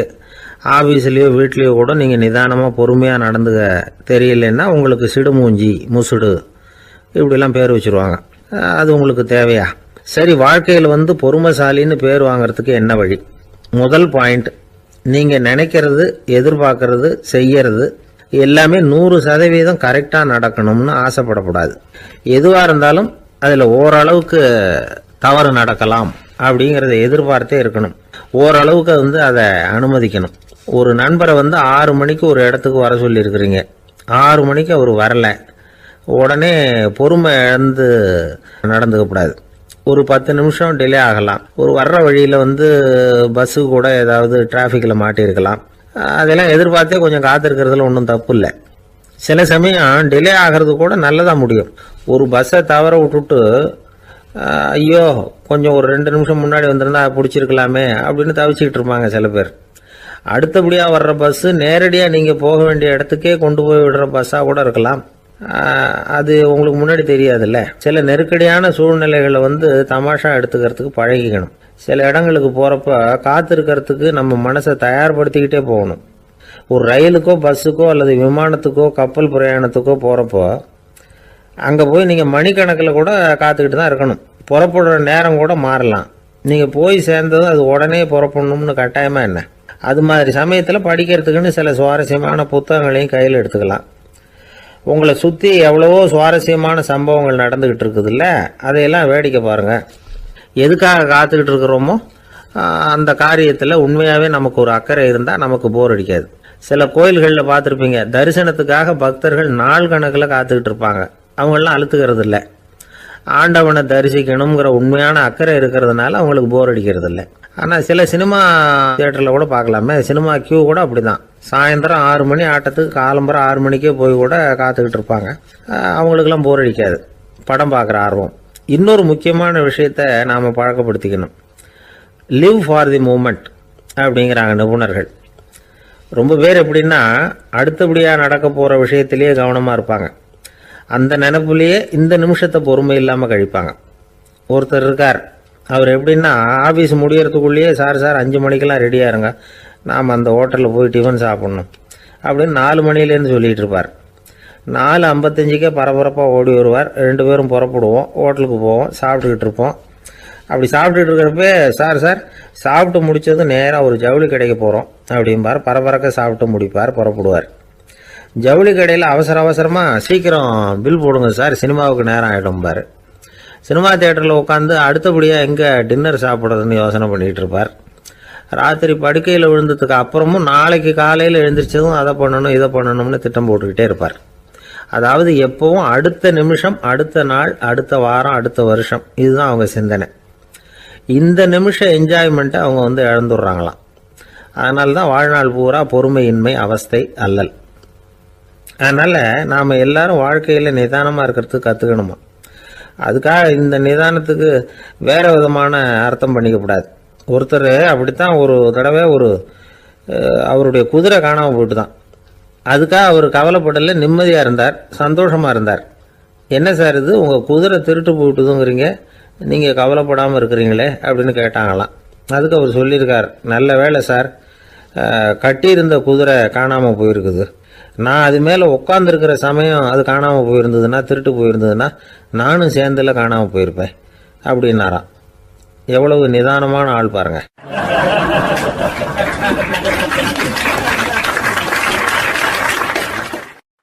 ஒரு நண்பர் சினிமா படம் தயாரிக்கிறவர், அவர்கிட்ட ஒரு நாள் பேசிக்கிட்டு இருந்தேன். அது எப்படி சார், நீங்கள் எடுக்கிற எந்த படமும் கையை கடிக்காத அளவுக்கு எடுத்துடுறீங்களே, அது எப்படின்னு கேட்டேன். அது ஒன்றும் பெரிய விஷயம் இல்லை சார், பெண்களுக்குன்னு சில உருக்கமான காட்சிகள், இளைஞர்களுக்குன்னு சில நடனங்கள், அடிதடி காட்சிகள், அப்புறம் வயசானவங்களுக்குன்னு சில ஆன்மீக காட்சிகள், சின்ன பிள்ளைங்களுக்கு சிரிப்பு, இப்படி எல்லாமும் சேர்த்து நான் படம் எடுக்கிறேன். மசாலா படம்னு பேர். இது ரொம்ப பெருசாக இல்லைன்னாலும் ஓரளவுக்கு சுமாராக ஓடிடும், கையை கடிக்காது அப்படின்னார். இது ஒரு உத்தி. சில பத்திரிகை ஆசிரியர்களும் இந்த உத்தியை கையாளுறது உண்டு. இந்த உத்திக்கு பார்னம் உத்தி அப்படின்னு பேர், பார்னம் எஃபெக்ட் அப்படின்னு சொல்லுவாங்க. அதாவது ஃபீனியஸ் டி பார்னம் அப்படின்னு ஒருத்தர் அமெரிக்காவில் இருந்தாராம். அதாவது 19ஆம் நூற்றாண்டில் அமெரிக்காவில் கொடிகட்டி பறந்த ஒரு சர்க்கஸ் நிறுவனத்தின் அதிபர் அவர்.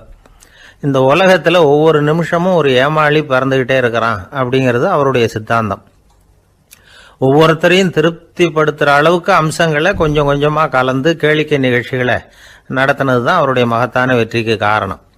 அதனால் அந்த உத்தியை யார் கடைப்பிடிச்சாலும் சரி, அதுக்கு பார்னம் உத்தி அப்படின்னு பேர் வந்துட்டுது. ஜோசியம் சொல்கிறவங்களுக்கும் இந்த உத்தி தான் கை கொடுக்குது.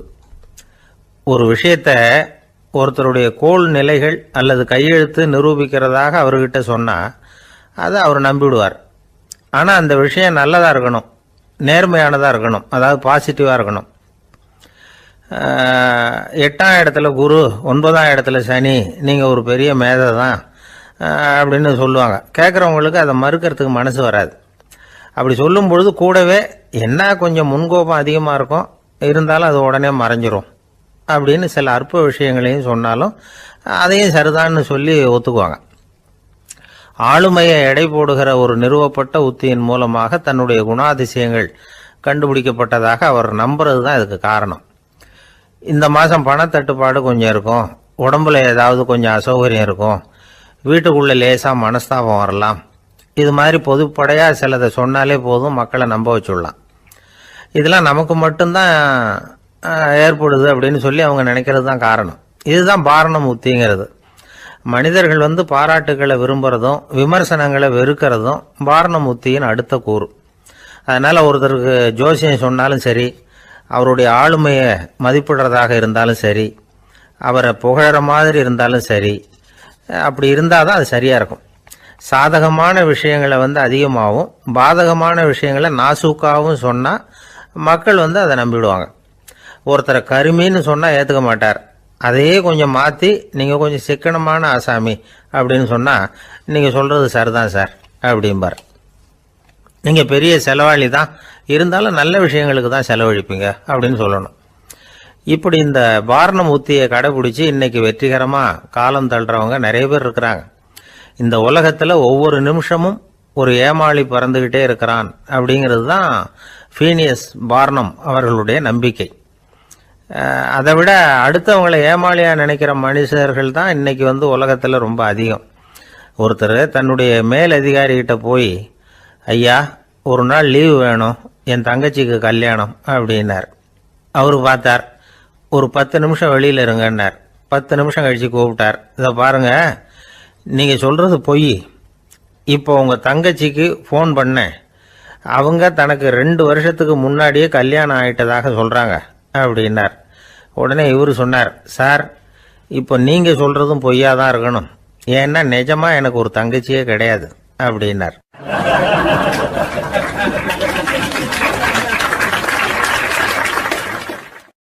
ஒரு நாள் காலை நேரம் ஒரு குரு படுக்கையை விட்டு எழுந்திருக்கிறார். உடனே சீடர்களை பார்த்து எல்லாரும் இப்படி வாங்கங்கிறார். எல்லாரும் வர்றாங்க வேகமாக. என்னங்க வேணும் உங்களுக்கு அப்படிங்கிற மாதிரி எல்லாரும் குருவை பார்த்தாங்க பயபக்தியோட. குரு அந்த சீடர்களை பார்த்து, இதை பாருங்க, இப்போ நான் ஒரு சிக்கலான விவகாரத்தில் மாட்டிக்கிட்டு இருக்கிறேன், அதை நீங்கள் தீர்த்து வச்சா நல்லதுன்னார். சீடர்களுக்கு ஒன்றும் புரியல. என்ன இது இவர் இப்படி சொல்கிறாரு, நமக்குள்ள எல்லா விவகாரங்களையும் தீர்த்து வைக்கிறவர் நம்ம குருநாதர், அவருடைய விவகாரத்தை நாம் தீர்த்து வைக்கிறதா, ஆச்சரியமாக இருக்குதே, குருநாதருக்கே சிக்கலா அப்படின்னு யோசனை பண்ண ஆரம்பித்தாங்க. இருந்தாலும் ரொம்ப பணிவாக கேட்டாங்க, சுவாமி உங்களுக்கே சிக்கலா, இந்த உலகத்து சிக்கல்களுக்கும் சிரமங்களுக்கும் அப்பாற்பட்டவர் அல்லவா தாங்கள், அப்படிப்பட்ட உங்களுக்கு சிக்கல்னா அது எப்படி அப்படின்னாங்க. எனக்கு ஏற்பட்டிருக்கிற சிக்கல் அவ்வளவு பெருசு, ரொம்ப பெரிய விவகாரம் அது அப்படின்னார் குரு. கொஞ்சம் விவரமாக சொல்லுங்க அப்படின்னாங்க இவங்க. இப்போ அந்த குரு விவரத்தை சொன்னார். அதாவது நேற்று ராத்திரி நான் ஒரு கனவு கண்டேன், அந்த கனவில் நான் ஒரு பட்டாம்பூச்சியாக மாறிட்டேன், அப்படி மாறி ஒவ்வொரு மலராக பறந்து போய் உட்காந்து தேன் சாப்பிட்டேன் அப்படின்னார். சீடர்கள் இதை கேட்டதும் ரொம்ப திகைச்சு போயிட்டாங்க. என்ன இது ஒரு பெரிய பிரச்சனையா, ஒரு சாதாரண கனவு கண்டதுக்காகவா இந்த காலை வேளையில் நம்மளையெல்லாம் குருநாதர் இவ்வளவு அவசரமாக கூப்பிட்டுருக்கார் அப்படின்னு நினச்சாங்க. இருந்தாலும் கேட்டாங்க, இதில் என்ன சிக்கல் சுவாமி, கனவுங்கிறது எல்லாருக்கும் வரத்தானே செய்யும் அப்படின்னார் ஒரு சீடர். சீடர்களே, பிரச்சனை அது இல்லை, நான் இன்னைக்கு காலையில் கண்ணு முழிச்சு பார்த்தப்போ நான் நானாக மறுபடியும் மாறிட்டேங்கிறத தெரிஞ்சுக்கிட்டேன். இதில் சிக்கல் என்னன்னா, இப்போ அந்த பட்டாம்பூச்சி தான் நானாக ஆயிட்டதாக கனவு கண்டுகிட்டு இருக்கா அப்படிங்கிறது தான். ஒரு மனுஷன் பட்டாம்பூச்சி ஆகிறதாக கனவு காண முடியுங்கிறப்போ அந்த பட்டாம்பூச்சியும் மனுஷனாக ஆகிறதாக கனவு காண முடியும் இல்லையா? இப்போ எனக்கு யதார்த்த நிலை தெரியணும், எது நிஜம்னு தெரியணும். நேற்று ராத்திரி நான் கண்டது கனவா, அல்லது இது பட்டாம்பூச்சி கண்டுகிட்டு இருக்கிற கனவா? இதுதான் குரு கேட்ட கேள்வி.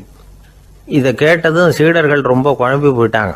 சுவாமி, இது வரைக்கும் நாங்கள் தூங்குறப்ப பார்க்கறது கனவுன்னும் மூழ்கிட்டு இருக்கிறப்ப பார்க்கறது நனவுன்னு நம்பிக்கிட்டு இருக்கிறோம், இப்போ எங்களை ரொம்ப குழப்பிட்டீங்க, இதுக்கு பதில் சொல்ல எங்களுக்கு சக்தி இல்லை அப்படின்னு சொல்லிவிட்டாங்களாம். அதுக்கப்புறம் அந்த குரு சொன்னாராம், நினைவு தான் முக்கியமான அம்சம். முடிவு கட்டம்னா பகலின் நினைவுகளை விட இரவின் கனவுகளே ரொம்ப உண்மை. ஒருத்தன் வந்து தூங்க போனால் தூங்கிக்கிட்டே இருந்தால் அவன் காணும் கனவு பொய்ங்கிறத அவன் உணர மாட்டான். ஒவ்வொரு கனவும் காணும் பொழுது அது ரொம்ப உண்மையாக தான் தெரியுது. ஒரு கனவு கூட உண்மை இல்லைன்னு கனவுல தோன்றுவதே இல்லை அப்படின்னார் குரு. அகில வாழ்வு அத்தனையும் சொற்பனம் கண்டாய் அப்படிங்கிறார் தாயுமானவர். ஆகையினால நம்ம கனவுலேருந்து நாம் என்னைக்கு முழிச்சிக்க போகிறோம் அப்படிங்கிறது தான் ஒரு முக்கியமான கேள்வி. ஒருத்தர் வந்தார், காலில் கட்டோடு வந்தார். என்னங்க காலில் கட்டுன்னு?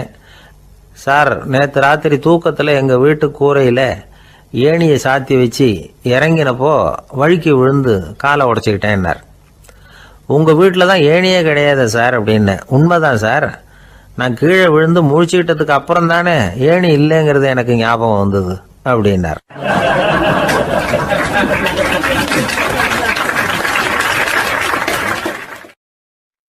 சில பேர் ஆளை பார்த்தா 60 வயசு மாதிரி தோணும். உண்மையான வயசு என்னன்னு பார்த்தா 40 அல்லது 45 சில பேரை பார்க்கறதுக்கு 45 மாதிரி தெரியும், உண்மையிலேயே 65 தாண்டி இருப்பாங்க. ஒரு மனிதனுக்கு 2 வகையான வயது உண்டுங்கிறார் ஓஷோ. அதாவது உடம்புக்குன்னு ஒரு வயசு, மனசுக்குன்னு ஒரு வயசு. முதல் உலக மகாயுத்தம் நடந்தது இல்லையா, அது முடிஞ்சதுக்கு அப்புறம் முதல் தடவையா மனிதனின் மூளை வளர்ச்சியை பற்றி மனநல வைத்தியர்கள் ஒரு கணக்கெடுப்பு சோதனை நடத்தினாங்களாம். அது வரைக்கும் மனிதனுக்கு 2 வகையான வயது உண்டுன்னு யாரும் சிந்திச்சதே இல்லையா. அந்த உலக மகாயுத்தம் முடிஞ்சதுக்கு அப்புறம் மனிதனுடைய சராசரி மனதின் வயதை கணக்கிட்டு பார்க்கும் பொழுது அவங்களுக்கெல்லாம் ரொம்ப அதிர்ச்சியாக இருந்துதான். ஏன்னா அது ரொம்ப பின்தங்கிய நிலையில் இருந்திருக்கு, வளர்ச்சி அடையாத நிலையில் இருந்திருக்கு. அவங்க கண்டுபிடிச்ச பிரகாரம் அப்போ மனசோட சராசரி வயசு என்ன தெரியுமா? 14. அப்படின்னா பார்த்துங்க, உடல் ரீதியாக ஒருத்தரோட வயசு 70 கூட இருக்கலாம், ஆனால் மனசோட வயசு 14 தான். இதுக்கு நேர்மாறாக அமைஞ்சு போச்சுன்னு வச்சுங்க. அதாவது ஒருத்தருக்கு உண்மையிலேயே 14 வயசு, அதாவது உடலோட வயசு 14, அவரோட மனசின் வயசு 70ன்னு வச்சுக்கோங்க. இப்படி அமைஞ்சுட்டுதுன்னா அவர் சீக்கிரம் ஞானத்தன்மை அடைஞ்சிருவார் அப்படின்னு அர்த்தம். இப்போ நமக்கெல்லாம் உடம்போட வயசு மனசோட வயசு ரெண்டும் ஒன்றா இருந்துட்டா அதுவே போதும், அதுவே பெரிய விஷயம். இப்போ எமர்சன் கிட்ட போய் ஒருத்தர் கேட்டாராம், உங்கள் வயசு என்ன அப்படின்னு. அவர் உடனே பதில் சொல்லியிருக்கார், 360 வருஷம் அப்படின்னாராம். கேட்டவர் குழம்பி போயிட்டார். அவர் என்ன சொல்கிறாரு, 360 வயசா? என்ன நம்ம காதில் தான் சரியாக விழலையா? எமர்சன் எப்பவும் உண்மையை பேசுகிற ஒரு சிறந்த அறிவாளி, அவர் இப்படிலாம் பொய் சொல்ல மாட்டாரே அப்படின்னு ஒரு யோசனை பண்ணிக்கிட்டே இவர் மறுபடியும் அவர் கிட்ட போனாராம். ஐயா, நீங்கள் சொன்னது சரியாக என் காதில் விழலை, அதனால் மறுபடியும் கேட்குறேன், உங்கள் வயசு என்ன அப்படின்னாராம். எமர்சன் மறுபடியும் சொல்லியிருக்கிறார், 360 வருஷம்னு. வந்தவருக்கு உண்மையிலேயே அதிர்ச்சியாக போட்டுது. அதுக்கப்புறம் மெதுவாக ஆரம்பித்தாராம், ஐயா, நீங்கள் சொல்கிறத என்னால் ஏற்றுக்க முடியாது. எப்படி பார்த்தாலும் இப்போ உங்களுக்கு வயசு ஒரு 60க்கு மேலே இருக்காதுன்னு நினைக்கிறேன் அப்படின்னாராம். நீங்கள் சொல்கிறது சரிதான், அது என் உடம்போட வயசுன்னாராம் எமர்சன். அப்படின்னா ஏற்கனவே நீங்கள் சொன்னது அப்படின்னு கேட்டிருக்காரு, அது என் மனசோட வயசு அப்படின்னாராம்.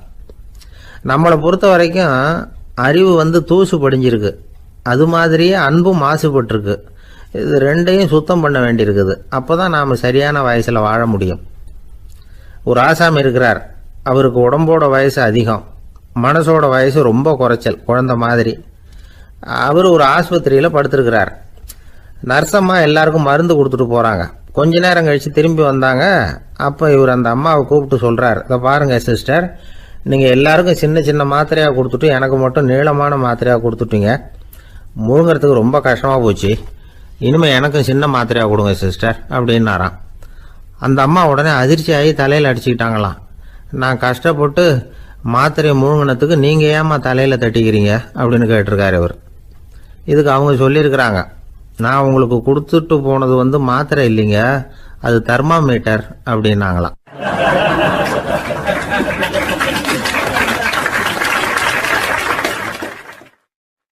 எனக்கு அதிர்ஷ்டமே இல்லை சார் அப்படின்னார் ஒருத்தர்.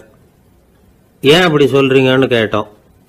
வியாபாரம் பண்ணலாம்னு ஒரு கடை வச்சேன், வேண்டியப்பட்டவங்க கூட என் கடையில் எதுவும் வாங்க மாட்டேங்கிறான், எல்லாரும் அடுத்த கடைக்கு தான் போகிறான் அப்படின்னு சொல்லி ரொம்ப அழுத்துக்கிட்டார்.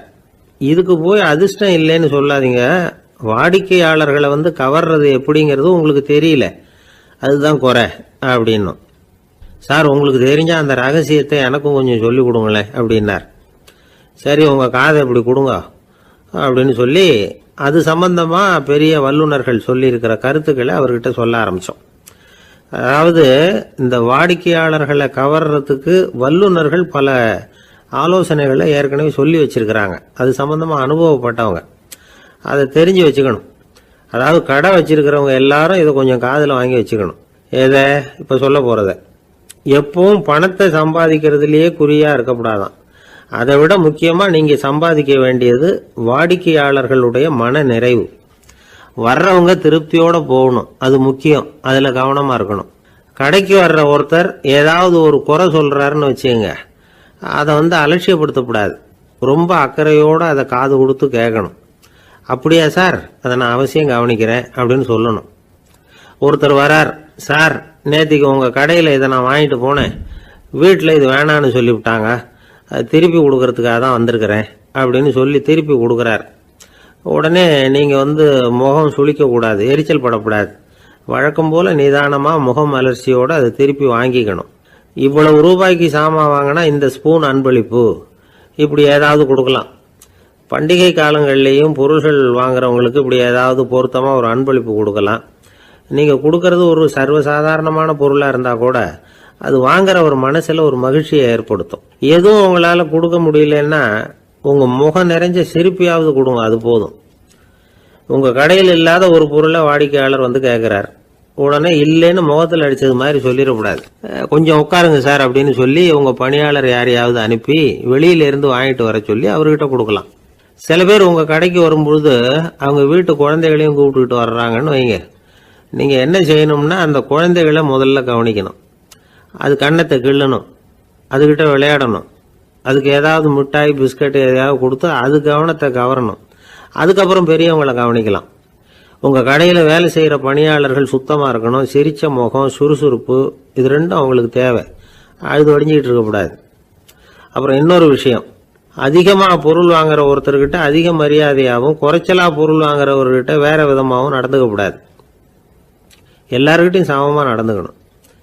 5 ரூபாய்க்கு வாங்கினாலும் சரி, 500 ரூபாய்க்கு வாங்கினாலும் சரி, அவங்கக்கிட்ட நீங்கள் காட்டுற மரியாதையில் வித்தியாசம் இருக்கக்கூடாது. எல்லாத்துக்கும் மேலே உங்கள் கடையில் ஒரு பொருள் வாங்கினா அது உண்மையானதாக இருக்கும், தரமுள்ளதாக இருக்கும் அப்படிங்கிற நினைப்பு ஜனங்களுக்கு வரணும். அதனால் தரமான பொருளையே நீங்கள் உங்கள் கடையில் வச்சுருக்கணும். இது வரைக்கும் நான் சொன்னதையெல்லாம் கவனத்தில் வச்சுக்கிட்டு நீங்கள் கடையை ஆரம்பிச்சிங்கன்னா வியாபாரம் பிச்சுக்கிட்டு போகும். அப்படி போகலன்னா அதுக்கப்புறம் கேளுங்க. ஏன்னா இந்த யோசனைகள்லாம் அனுபவப்பட்டவங்க சொல்லியிருக்கிற யோசனைகள். இந்த யோசனைகளில் நீங்கள் எச்சரிக்கையாக இருக்க வேண்டிய ஒரு விஷயம் உண்டு. அது என்னங்கிறதையும் தெரிஞ்சு வச்சுக்கிறது நல்லது. என்னுடைய நண்பர் ஒருத்தர் வந்தார். சார் உங்கள் யோசனையை கேட்டதுனால நான் ஒரு அறை வாங்கினது தான் மிச்சம்னார். என்ன ஆச்சுன்னு கேட்டேன். எங்கள் கடைக்கு ஒரு பெரிய அம்மா குழந்தைய தூக்கிட்டு வந்தாங்க சார். உங்கள் யோசனைப்படி அந்த குழந்தையோட கண்ணத்தை கிள்ளணும்னு முயற்சி பண்ணினேன். திடீர்னு அந்த நேரம் பார்த்து அந்த குழந்தை தலையை குனிஞ்சிக்கிட்டுது. என் கை குழந்தையோட கண்ணத்துக்கு பதிலாக அதை தூக்கிட்டு வந்தவங்க கண்ணத்தை கிள்ளிவிட்டுது. அதுதான் அப்படி ஆயிட்டுது அப்படின்னார், கண்ணத்தை தடவிக்கிட்டே.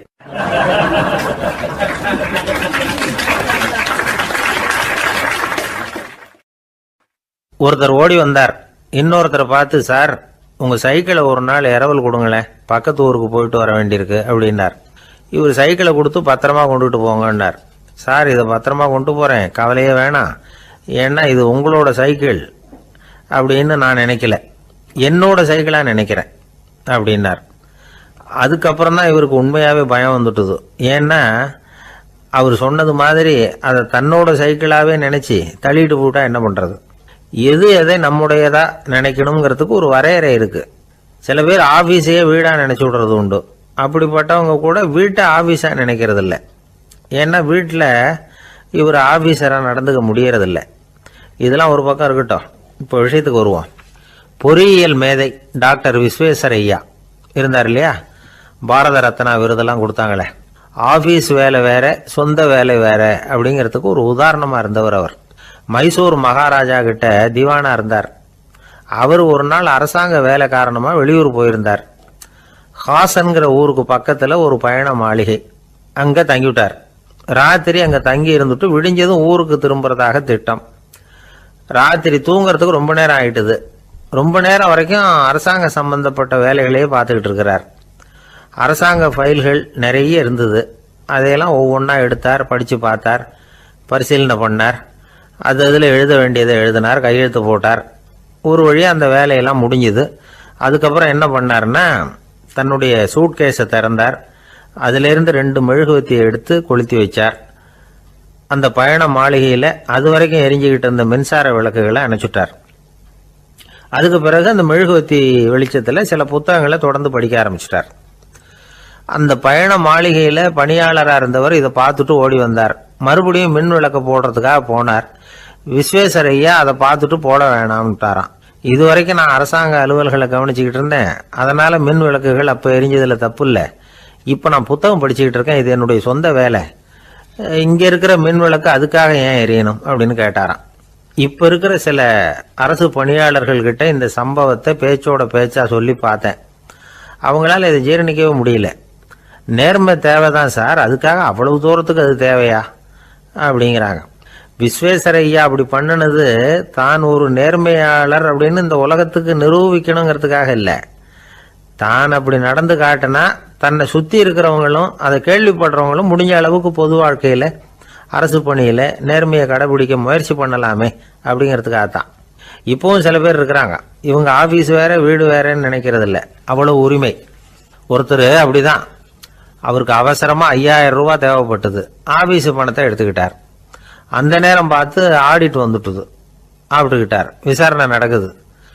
அவர் சொல்கிறார், சார் நான் நேரம் காலம் பார்க்காம ஆஃபீஸில் வேலை செய்வேன், ஏன்னா அதை என்னோட ஆஃபீஸாக நினைக்கிறேன். அவசரத்துக்கு அந்த பணத்தை எடுத்தேன், மறுபடியும் வச்சுடலாம்னு தான் இருந்தேன், அதுக்குள்ளே இப்படி ஆயிட்டுது. நீங்கள் என்ன நினச்சாலும் சரி, நான் ஆஃபீஸ் வேற வீடு வேற அப்படின்னு நினைக்கிறது இல்லை, அது என்னோட சுபாவம் அப்படின்னார். விசாரணை பண்ணவர் தீர்ப்பு வழங்கினார். உங்கள் சுபாவத்துக்கு மதிப்பு கொடுத்து நானும் தீர்ப்பு வழங்குறேன். நீங்கள் கொஞ்ச நாள் ஜெயிலில் இருந்துட்டு வாங்க, அது உங்களுக்கு கஷ்டமாக இருக்காதுன்னு நினைக்கிறேன். ஏன்னா அங்கே போனாலும் நீங்கள் உங்கள் சுபாவப்படி வீடு வேற ஜெயில் வேறன்னு நினைக்க மாட்டீங்க அப்படின்னாராம்.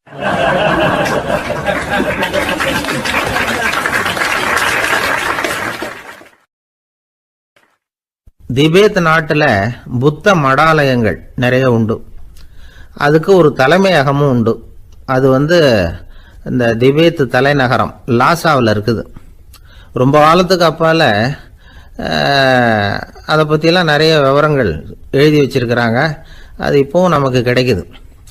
அதாவது ரொம்ப தூரத்துக்கு அந்தாண்ட மலைகளுக்கு நடுவில் ஒரு கிளை மடாலயம். அந்த மடத்தின் தலைவருக்கு வயசாயிட்டு தான், அதனால் தலைமை பொறுப்பை வேற ஒருத்தர்கிட்ட ஒப்படைக்கலாம் அப்படின்னு முடிவு பண்ணாராம். உடனே ஒரு லாமாவை கூப்பிட்டார். அவர் மூலமாக தலைமை மடாலயத்துக்கு செய்தி அனுப்புனார், பொருத்தமான வாரிசு ஒருத்தரை அனுப்பி வைக்கும்படியாக. அந்த வாலிப லாமா புறப்பட்டார். காடு மேடெல்லாம் நடந்து போகிறார். ரொம்ப நாள் கழித்து தலைமை பீடத்தை அடைஞ்சார். தலைமை குரு கிட்ட விவரத்தை சொன்னார். தகுதியான ஒருத்தரை அனுப்பி வச்சா அழைச்சிட்டு போகிறேன் அப்படின்னார். சரி, நாளைக்கு காலையில் நீங்கள் அவங்க எல்லாரையும் அழைச்சிட்டு போகலாம்னார் அவர். அவங்க எல்லாரையுமா? அங்கே தேவைப்படுறது ஒருத்தர் தானே அப்படின்னார் இவர். ஆமான்னார். அப்புறம் ஏன் எல்லாரையும் அழைச்சிட்டு போக சொல்கிறீங்கன்னார்.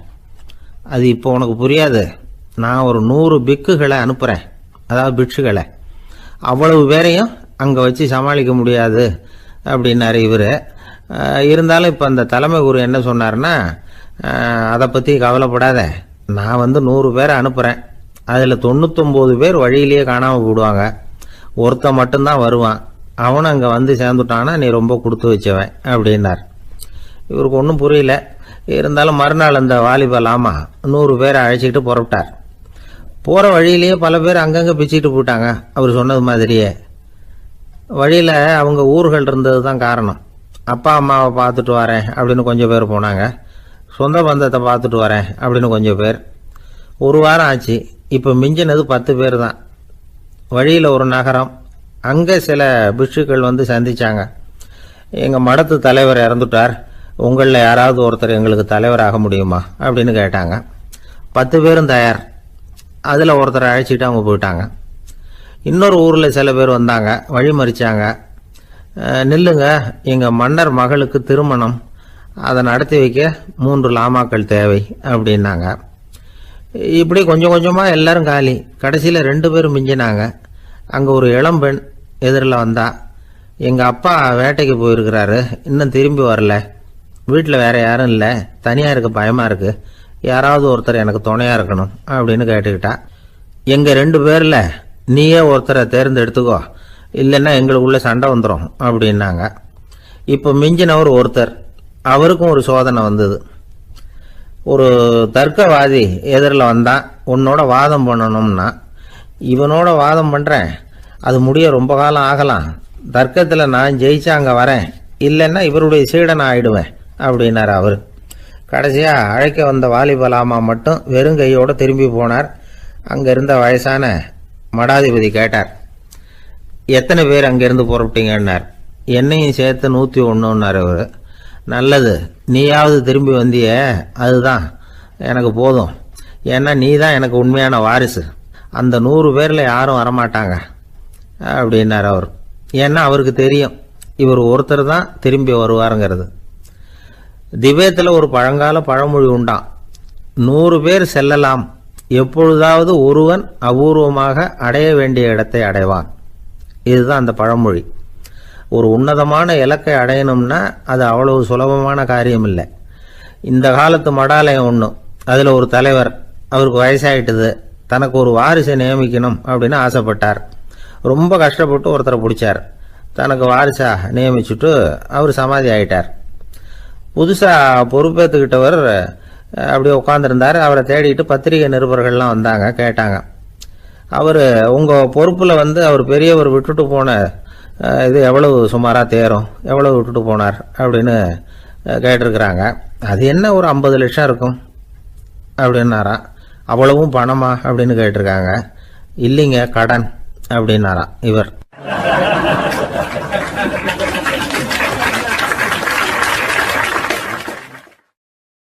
ஒரு நண்பர் யாருக்கோ ஃபோன் பண்ணிட்டு இருந்தார்.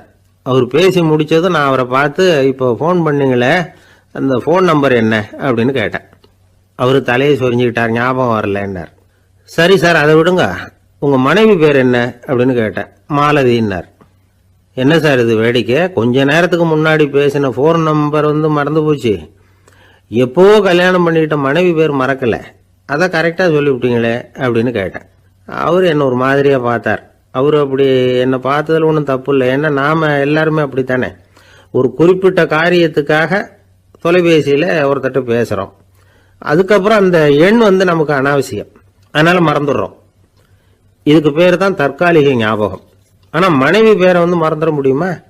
முடியாது. அது அவசியமான ஒன்று. அடிக்கடி அந்த பேரை உபயோகப்படுத்துகிறோம், அதனாலேயும் அது முக்கியங்கிறதுனாலேயும் அதை மறக்கிறது இல்லை. இதுக்கு பேர் நிரந்தர ஞாபகம். சரி, இந்த தற்காலிக ஞாபகம், நிரந்தர ஞாபகம், இது 2 ஞாபக அளவுகளையும் கட்டுப்படுத்துறது எது அப்படின்னா மூளைக்குள்ள நடக்கிற மின்சார நடவடிக்கைகள் தான். தற்காலிக ஞாபகம் ஒரு மின்னல் மாதிரி தோன்றி மறையுது. நிரந்தர ஞாபகம் ஒரு படிவம் போல மூளையில படிஞ்சுடுது. ஒரு சம்பவத்தின் பல பிரதிகள் மூளையில பல்வேறு பகுதிகளிலேயும் படிகிறதுனால ஒன்று மறைஞ்சாலும் மறந்தாலும் இன்னொன்று மறையறதில்லை. இப்படிப்பட்ட நிலைமையில தான் இந்த தொண்டையில் இருக்கு, வாயில் வரமாட்டேங்குது சார் அப்படிமா. ஒருத்தருக்கு எந்த துறையில் ஆர்வமும் ஈடுபாடும் அதிகமோ அது சம்பந்தமான ஞாபக சக்தி அதிகமாக இருக்கும். தொழிலை விரும்புகிற ஒரு டெலிஃபோன் ஆபரேட்டருக்கு எண்கள்லாம் நல்ல ஞாபகம் இருக்கும். அது மாதிரி கவிஞர்களுக்கு வார்த்தைகள் நல்ல ஞாபகத்தில் இருக்கும். இது ஒரு பக்கம் இருந்தாலும் ஒரு மூளை எண்களை விட எழுத்துக்களை விட படங்களை ரொம்ப சுலபமாக ஞாபகத்தில் வச்சுக்குது. புரிஞ்சுக்கிற தன்மை, அனுபவம், புத்தி கூர்மை இது கூடி குறையிறத பொறுத்து ஞாபக சக்தியும் ஏறும் இறங்கும். இப்போ உதாரணத்துக்கு ஒரு பையனுக்கு படித்தது எதுவும் ஞாபகத்தில் இல்லைன்னா அவன் அதை சரியாக புரிஞ்சுக்கலன்னு அர்த்தம். இந்த மறதிங்கிறது எந்த சமயத்தில் ஒரு பிரச்சனை ஆகுது தெரியுமா? உங்களுக்கு வேண்டியப்பட்ட ஒருத்தரை ஞாயிற்றுக்கிழமை சாயந்தரம் சரியாக 5 மணிக்கு கடற்கரைக்கு வர சொல்லிவிட்டு அந்த நேரத்தை மறந்துட்டா அது பரவாயில்ல, வர சொன்னதையே மறந்துட்டாதான் நிலைமை மோசம்னு அர்த்தம். இப்படி இருந்தால் இது சிகிச்சை எடுத்துக்க வேண்டிய நிலைமைங்கிறத புரிஞ்சுக்கணும். ஆமாம், இதுக்கும் மருந்து இருக்கு. ஆனால் மூளை குறிப்பிட்ட அளவுக்கும் கீழே இயங்குறப்போவோ இன்னொன்று சொல்லுவாங்க, இந்த நியூரோ டிரான்ஸ்மிட்டர் அப்படின்னு சொல்லுவாங்க. அப்படிங்கிற மூளை ரசாயனம் ரொம்பவும் குறைஞ்சி போகிறப்போ மட்டும்தான் உபயோகப்படும். டாக்டர் என்ன சொல்றாங்க தெரியுமா? மூளையை பொறுத்த வரைக்கும் அதுல ஞாபக சக்தி அதிகமா உள்ள மூளை, மறதி உள்ள மூளை அப்படின்னு ஒன்றும் கிடையாது அப்படிங்கிறாங்க. நினைவு வச்சுக்கிறதுக்கு பயிற்சி அளிக்கப்பட்ட மூளை, பயிற்சியற்ற மூளை அப்படின்னு வேணும்னா சொல்லலாம் அப்படின்னு சொல்றாங்க. அதனால நம்ம ஞாபக சக்திங்கிறது நம்ம கிட்ட இருக்கிற பயிற்சி, முயற்சி இதை பொறுத்து தான் அமையும். ஒருத்தர் ஒரு பென்சிலை எங்கேயோ வச்சுக்கிட்டு தேடிக்கிட்டு இருந்தார். அப்புறம் என்னமோ தீவிரமா யோசனை பண்ணி அதை ஞாபகப்படுத்தி பார்த்துக்கிட்டு இருந்தாராம். எதிரில் உட்காந்துருந்தவர் சொன்னார், பென்சிலை தானே தேடிட்டு இருக்கீங்க, அது உங்க வலது காதில் இருக்குது சார் அப்படின்னாராம் அவரு. இதுக்கு அவரு சொல்லியிருக்காரு, பென்சிலை வலது காதில் தான் வச்சிருக்கேங்கிறது எனக்கு நல்லா ஞாபகம் இருக்கு, ஆனா எது வலது காதுங்கிறது தான் மறந்து போச்சு அப்படின்னாராம். அவர் அதை தான் யோசிச்சுட்டு இருந்திருக்கிறார்.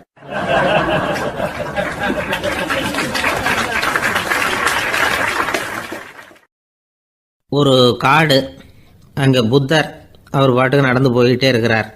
அவருக்கு பின்னாடி ஒரு குரங்கு, அதுவும் தொடர்ந்து வந்துக்கிட்டே இருக்குது. புத்தர் திரும்பி பார்த்தார். குரங்கு அப்படியே குதித்து உயர எழும்பி ஒரு கிளையில் போய் உக்காந்துது. ஏன் இப்படி பண்ணுறேன்னு கேட்டார் புத்தர்.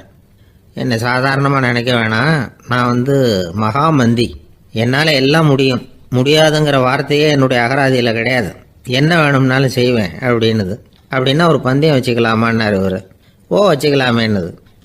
வேற ஒன்றும் இல்லை, இப்போ நீ மேலே எழும்பி அந்த கிளையில் உட்காந்தது மாதிரி அங்கேருந்து தாவி என் உள்ளங்கையில் உட்காரணும், அவ்வளவுதான் அப்படின்னார். அப்படி உட்காந்துட்டா என்ன பரிசு அப்படின்னு கேட்டது அது. சொர்க்கத்தில் இருக்கிற மாமன்னன் மரகத சக்கரவர்த்தியை என்னோட இருக்கும்படியாக கூப்பிட்டுக்கிறேன். அந்த சமயத்தில் அவருடைய அரியணை அங்கே காலியாயிடும், நீ அதில் போய் உட்காந்துக்கலாம்.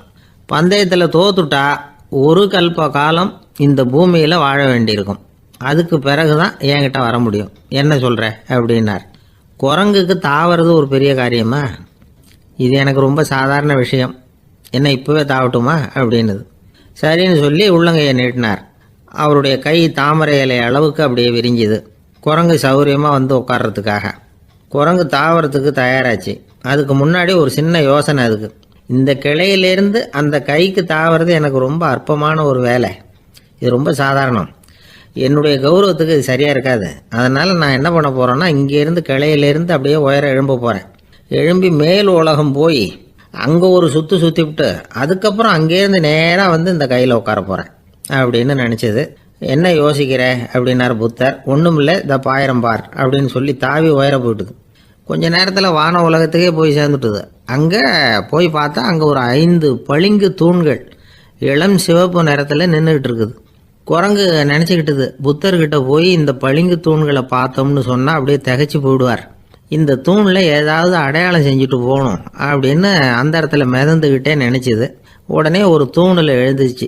என்ன எழுதிச்சுன்னா, ஒரு மகா ஞானி இங்கே வந்துட்டு போகிறார் அப்படின்னு எழுதிச்சு. எழுதிவிட்டு அப்படியே கீழே தாவி புத்தரோட உள்ளங்கையில் உட்காந்துது. எப்படி பார்த்தீங்களா என்னுடைய வேலை? வான உலகத்துக்கே போய் அங்கே இருக்கிற 5 பளிங்கு தூண்களை பார்த்துட்டு அதில் நான் வந்த விவரத்தை எழுதி வச்சுட்டு அதுக்கப்புறம் இங்கே வந்திருக்கிறேன் அப்படின்னுது ரொம்ப பெருமையாக. அப்படியா அப்படின்னார் புத்தர். ஆமாம், சந்தேகமாக இருந்தால் வாங்க அழைச்சிட்டு போய் காட்டுறேன் அப்படின்னு அந்த குரங்கு. அதுக்கு தேவையில்லை, அப்படியே கொஞ்சம் கீழே குனிஞ்சு பார்த்து தெரியும் அப்படின்னார் புத்தர். அங்கே பார்த்தா புத்தரோட உள்ளங்கை தெரிஞ்சுது. நல்லா உத்து பார்த்துது. அவரோட ஒரு விரலில் அது எழுதிய வாசகம் தெரிஞ்சுது. குரங்கு யோசனை பண்ணிச்சு, அப்படின்னா வானத்தில் நான் பார்த்தது புத்தரோட விரல்களா அப்படின்னு யோசிச்சுது. இதை புரிஞ்சுக்கிட்ட உடனே அந்த குரங்கோட கர்வம் அழிஞ்சு போச்சான். நம்ம மனசு தான் இந்த குரங்கு. மனம்ங்கிறதும் ஆணவம்ங்கிறதும் ஒரு நாணயத்தின் 2 பக்கங்கள். மனம் உள்ளவரை ஆணவமும் இருக்கும். மனம் அழிஞ்சாதான் ஆணவம் அழியும். மனம் அழிய வேண்டும் அப்படின்னு பெரியவங்க சொல்கிறது இந்த அர்த்தத்தில் தான். நம்ம ஆளுங்க சவால் விடுறதெல்லாம் வேறு மாதிரி. ஒருத்தன் ஒரு வாய்க்காலை தாண்டுறேன்னு பந்தயம் கட்டி தாண்ட முடியாமல் வாய்க்காலில் விழுந்து காலை உடச்சிக்கிட்டு கட்டு போட்டுக்கிட்டு வந்தான். ஏன்டா அப்படின்னு கேட்டாங்க. நான் பந்தயம் கட்டின நேரம் சரியில்லை அப்படின்னா. எப்படிறான்னு கேட்டிருக்காங்க. வாய்க்காலில் தண்ணி இருக்கிற நேரமாக பார்த்து பந்தயம் கட்டியிருக்கணும் அப்படின்னா.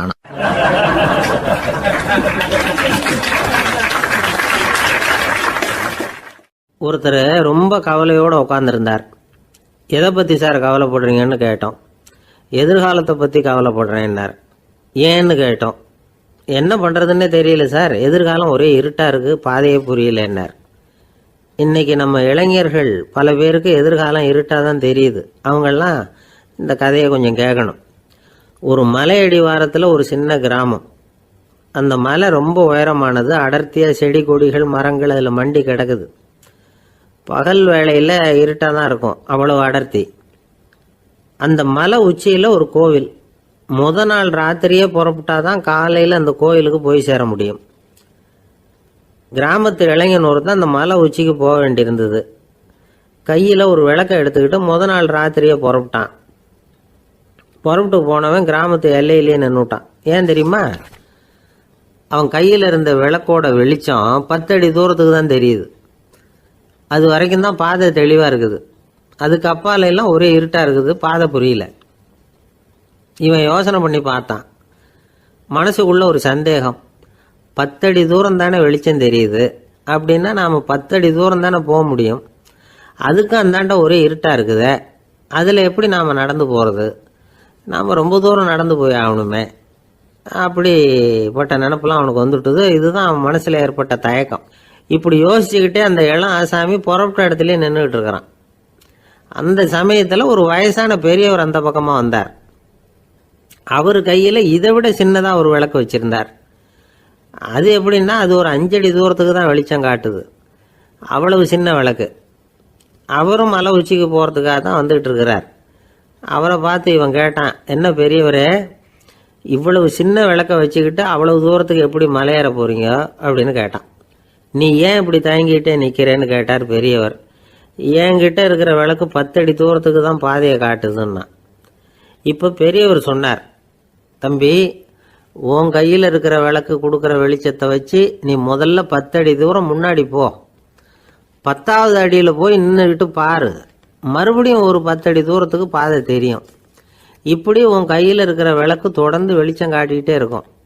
நீ முன்னேற முன்னேற அந்த வெளிச்சமும் முன்னேறும். அதனால் எத்தனை கிலோமீட்டர் தூரம் வேணும்னாலும் நீ இந்த 10 அடி தூரம் வெளிச்சத்தை வச்சுக்கிட்டே நீ போயிடலாம், புறப்படு அப்படின்னார். இப்போ தான் அந்த பெரியவர் சொன்னது இளைஞனுக்கு பளிச்சுன்னு புரிஞ்சுதான். உடனே உற்சாகமாக புறப்பட்டான், உச்சிக்கு போய் சேர்ந்தான்.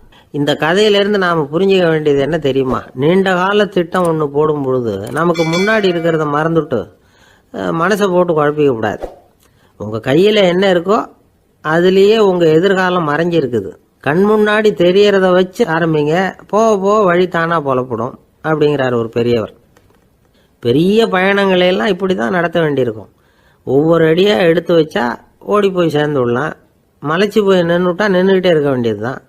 நம்ம ஆள்லாம் ரொம்ப மோசமாக இருக்கிறாங்க. ஒருத்தன் அப்படி தான் நீண்ட தூர பிரயாணம் ஒன்று புறப்பட்டான். ரயில் போய்கிட்டே இருந்தது. கொஞ்சம் தூரம் போச்சு, பாதி வழியில் கையில் வச்சுருந்த டிக்கெட்டை காற்றுல விட்டுட்டான். ஐயோ, என் டிக்கெட்டு போயிட்டுதே அப்படின்னு கத்த ஆரம்பிச்சுட்டான். பக்கத்தில் இருந்த பெரியவர் அவனை பார்த்து பரிதாபப்பட்டு, கவலைப்படாத தம்பி, போனால் போகுது, வேற டிக்கெட் வாங்கிக்கலாம் அப்படின்னு ஆறுதல் சொன்னார்.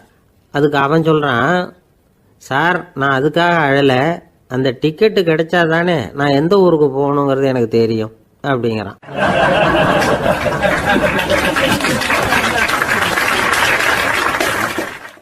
ஒரு ஊரில் ஒரு ஆள் இருந்தான். அவனுக்கு ஒரே ஒரு மகள். அவளை நல்ல இடத்துல கட்டி கொடுக்கணும்னு ஆசைப்பட்டான். அதுக்காக மாப்பிள்ளை தேடிக்கிட்டு இருந்தான். அவன் கொஞ்சம் வசதியான ஆள். அதனால் நிறைய பேர் வந்தாங்க. இருந்தாலும் ஒரு நல்ல குணமுள்ள மாப்பிள்ளையாக இருக்கணும் அவன் எதிர்பார்த்தான். அப்படி இருக்கணும்னு தொடர்ந்து முயற்சி பண்ணான். கடைசியாக ஒரு 3 பேர் கிடைச்சாங்க. அந்த 3 பேரில் யாரை தேர்ந்தெடுக்கிறது? இதுதான் அவனுக்கு வந்த குழப்பம். இந்த நிலைமையில் ஒரு பெரியவரை தேடி போனான். அவர்கிட்ட தன்னுடைய பிரச்சனையை சொன்னான். அவர் கொஞ்சம் யோசனை பண்ணார். அதுக்கப்புறம் 3 பேரையும் கூப்பிட்டார். இதை பாருங்கப்பா, உங்கள் 3 பேருக்கும் 3 மாத கால அவகாசம் தர்றேன். நீங்கள் இப்போ போகலாம். 3 மாதம் கழித்து திரும்பி வரலாம். அப்படி வரும்பொழுது இந்த 3 மாத காலத்தில் நீங்கள் செஞ்ச நல்ல காரியம் ஏதாவது ஒன்று சொல்லணும். அதை வச்சு உங்களில் ஒருத்தரை நாங்கள் தேர்ந்தெடுத்துக்கிறோம் அப்படின்னு சொன்னாராம். 3 பேரும் சரின்னு சொல்லிவிட்டு திரும்பி போயிட்டாங்க. 3 மாதம் ஆச்சு. அதுக்கப்புறம் ஒரு நாள் திரும்பி வந்தாங்க. அவர் அவங்கள கூப்பிட்டு உட்கார வச்சார். அப்புறம் கேட்டார், இப்போ சொல்லுங்கள், இந்த 3 மாத காலத்தில் நீங்கள் செஞ்சுருக்கிற ஏதாவது ஒரு நல்ல காரியத்தை சொல்லுங்க அப்படின்னார். முதல்ல ஒருத்தன் எழுந்திரிச்சு நின்னான். ஐயா, எங்கள் அப்பா இறந்த பிறகு அவரோட கணக்கு வழக்குகளை எடுத்து பார்த்துக்கிட்டு இருந்தேன். அவர் ஒரு வியாபாரிகிட்ட 10,000 ரூபா கடன் வாங்கி இருக்கிறதாக எழுதியிருந்தார். அந்த வியாபாரியும் இப்போ உயிரோடு இல்லை. இருந்தாலும் அந்த வியாபாரியோட மகனை தேடி கண்டுபிடிச்சேன்.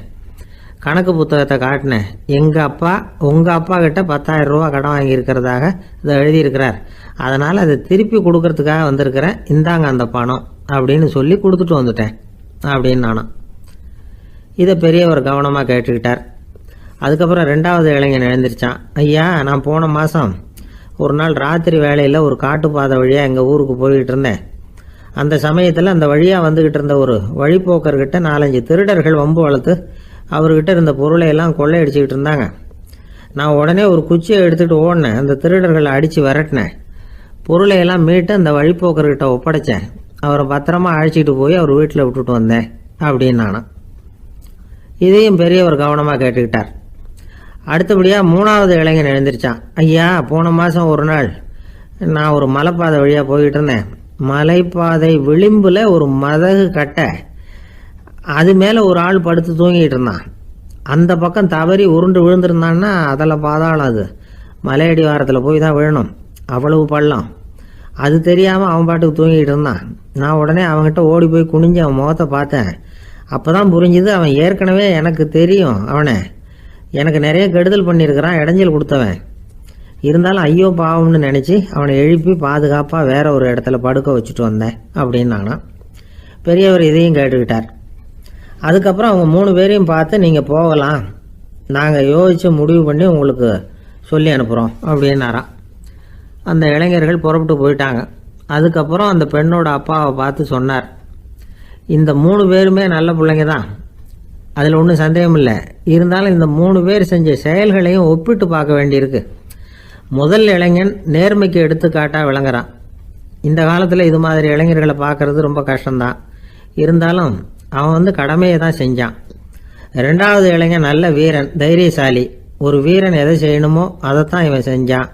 இவன் ஒரு லட்சிய மனிதன். 3வது இளைஞன் தன்னுடைய பகைவனுக்கே உதவி செஞ்சிருக்கான். அவன் உயிரை காப்பாற்றியிருக்கிறான். பகைவனுக்கு அருள்வதுங்கிறது ஒரு சாதாரண மனுஷனால் செய்யக்கூடிய காரியம் இல்லை. பகையை மறக்கிறதும் பகைவனுக்கு அருள்வதும் தெய்வீக பண்புகள். அதனால் இவனையே உன்னுடைய மகளுக்கு ஏற்ற மாப்பிள்ளையா தேர்ந்தெடுக்கலாம் அப்படின்னு சொன்னாங்களாம். ஒரு நல்ல நாளில் அவங்களுக்கு திருமணம் நல்ல விதமாக நடந்து முடிஞ்சுதான். இது சுவாமி சின்மயானந்தர் சொல்லியிருக்கிற ஒரு கதை. இதிலேருந்து நாம் புரிந்து கொள்ள வேண்டிய ஒரு கருத்து, நமக்கு கெடுதல் பண்ணவங்களுக்கும் நாம் நல்லது செய்யணும். ஆனால் நடைமுறையில் அப்படி நம்மளால் செய்ய முடியறதில்ல, அதுதான் சிக்கல். நம்மால் ஒருத்தங்கிட்ட கேட்டேன், ஏண்டா உன்னுடைய பகைவன் ஒருத்தன் அது மாதிரி ஒரு மலைப்பாதை மதகு கட்டையில் படுத்திருந்தா உடனே நீ என்ன நினைப்ப அப்படின்னு கேட்டோம்.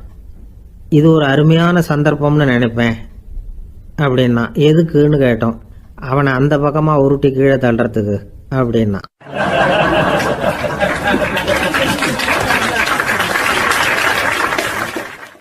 ஒரு அம்மா, அவங்களுக்கு 35 வயசு இருக்கும். குடும்பத்தில் எந்த கஷ்டமும் இல்லை. இருந்தாலும் காரணம் இல்லாமல் பிள்ளைங்க பேரில் கோவப்படுறது, எரிஞ்சு விடுறது அவங்க வழக்கம். பிள்ளைங்க அழும். உடனே அவங்க மனசும் சங்கடப்படும். இன்னொரு அம்மா, நல்ல வேலையில் இருக்கிறவங்க, வாரத்துக்கு ஒரு தடவையாவது தலைவலி வந்துடும். இவங்களுக்கெல்லாம் உடம்புல எந்த கோளாறும் இல்லை, மனசு மட்டும் சரியாக இருக்காது. தூக்க மாத்திரை கையில் வச்சுருப்பாங்க. 30-35 வயசுடைய பெண்களுக்கு சர்வசாதாரணமாக காணப்படுகிற மனக்கோளாறு இது. இதுக்கு பேர் மனவாட்டம், டிப்ரெஷன், மனமடிவு அப்படின்னு சொல்லலாம். இந்த நோய்க்கு அறிகுறி என்ன தெரியுமா? மனசில் வருத்தமான உணர்வு இருக்கும். அடிக்கடி அழலாம் போல தோணும். முன்னால எல்லாம் எந்தெந்த செயலில் ஆர்வம் இருந்ததோ அதெல்லாம் குறைஞ்சிரும், அல்லது சுத்தமாகவே ஆர்வம் இல்லாமல் போயிடும்.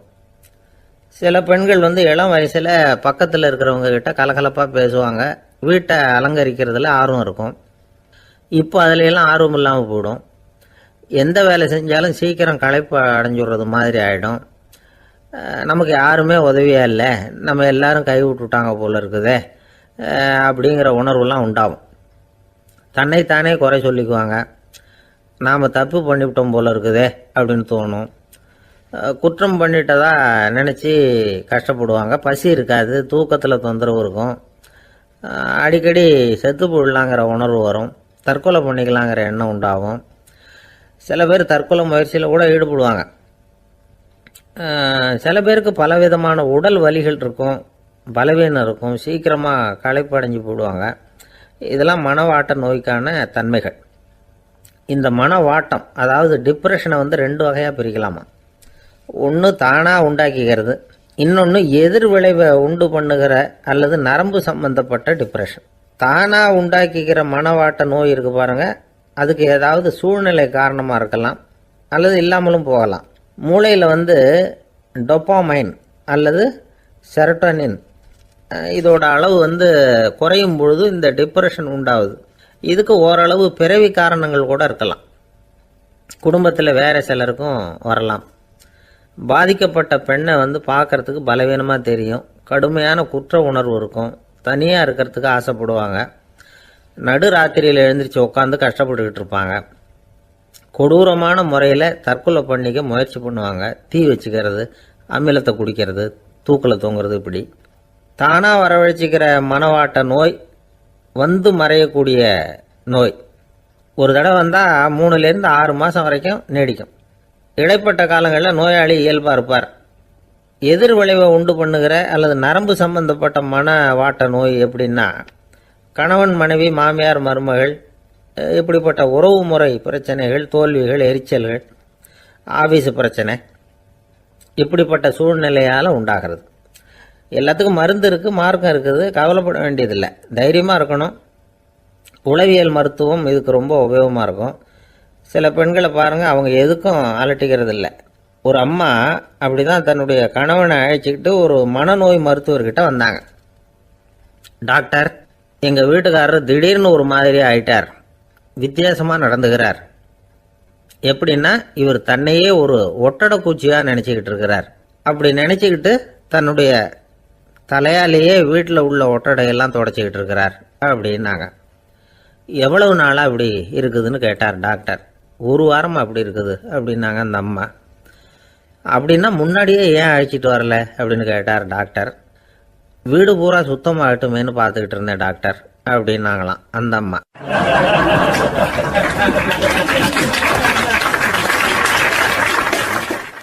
ஒரே ஒரு ஊரில் ஒரு பாதிரியார் இருந்தார். ரொம்ப நாள் சந்தோஷமாக வாழ்ந்தார். ஒரு நாள் அவர் மடத்து சமையல் அறையில் பாத்திரங்களை கழுவி துலக்கி சுத்தப்படுத்திக்கிட்டு இருந்தார். அந்த சமயத்தில் ஒரு தேவ தூதன் அவர் முன்னாடி வந்து நின்னான். இவர் நிமிர்ந்து பார்த்தார். ஆண்டவர் என்னை வந்து உங்ககிட்ட அனுப்பியிருக்கிறார், பரலோகத்தில் வாசம் செய்யறதுக்கு உங்களுக்கு நேரம் வந்துட்டுது அப்படின்னு அந்த ஆள். ஆண்டவருக்கு என்னோட ஞாபகம் வந்ததுக்கு நன்றி.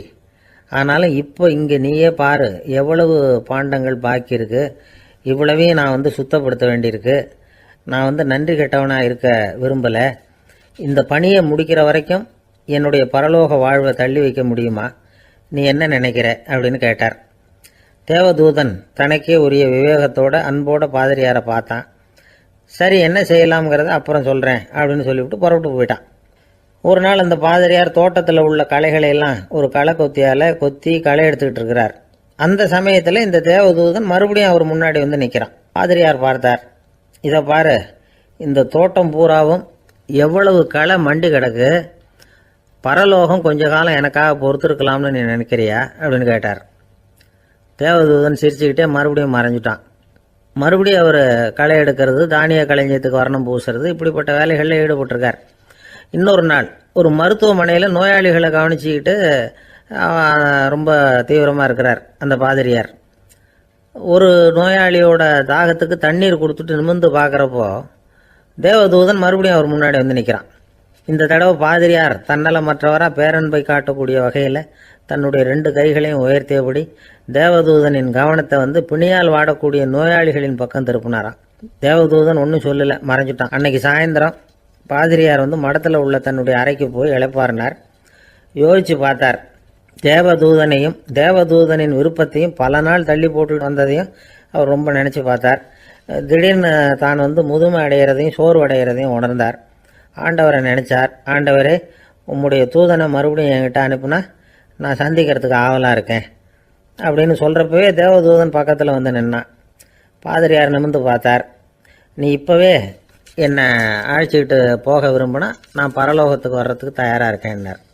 தேவதூதன் அந்த பாதிரியாரை அன்போடவும் விவேகத்தோடவும் பார்த்து, நீங்கள் என் கூட பரலோகத்துக்கு வர்ற தயாராக இருக்கிறதா சொல்கிறீங்க, ஆனால் நீங்கள் இது வரைக்கும் வேற எங்கே இருந்ததா நினைக்கிறீங்க அப்படின்னு நானும். அப்படின்னா இது வரைக்கும் இருந்த இடம் தான் பரலோகம் அப்படிங்கிறத உணர்த்தியிருக்கிறான். பரலோகம்னா என்னன்னு புரிஞ்சுக்கிறதுக்கு இந்த சம்பவம் நமக்கு உதவியாக இருக்குது. தொண்டு செய்கிறத விட பெரிய செயல் வேற எதுவும் இருக்க முடியாது. அது நம்ம மனசுக்கு கொடுக்குற சுகத்தை வேற எதுவும் கொடுக்க முடியாது. நாம் தொண்டு செய்கிற இடம் தான் அந்த புண்ணிய இடம். ஆனால் இந்த காலத்துல எல்லாம் நாம் தொண்டு செய்யணும்னு நினச்சி ஏதாவது ஆரம்பித்தா கூட அதை ஒரு மாதிரியாக சுற்றி நின்று வேடிக்கை பார்க்க ஆரம்பிச்சிடுறாங்க. ஒரு பெரியவர் அப்படித்தான் ஒரு தொண்டு செஞ்சுக்கிட்டு இருந்தார். ஒரு கோவில் கட்டிக்கிட்டு இருந்தாங்க. அதில் ஒரு இடத்துல ஒரு பலகையை வச்சு ஆணி அடிக்கிற வேலையை செஞ்சுக்கிட்டு இருந்தார் அந்த பெரியவர். ஒரு சின்ன பையன் அதை ரொம்ப ஊக்கமாக அக்கறையாக கவனிச்சுக்கிட்டு இருந்தான். பெரியவர் இதை கவனித்தார். என்னப்பா பார்க்குற, உனக்கும் இது மாதிரி தொண்டு செய்யணும்னு ஆசையாக இருக்கா அப்படின்னு கேட்டார். அதுக்கு அந்த பையன் சொல்கிறான், அப்படி இல்லைங்க, நீங்கள் ஆணி அடிக்கிறப்போ கையில் சுத்தியால் அடிச்சுக்கிட்டா எப்படி துடிப்பீங்க எப்படி கத்துவீங்கன்னு தெரிஞ்சுக்கிறதுக்காக அதை பார்க்கணும்னு ஆசை, அதுக்காக தான் காத்துக்கிட்டு இருக்கேன் அப்படின்னு நான்.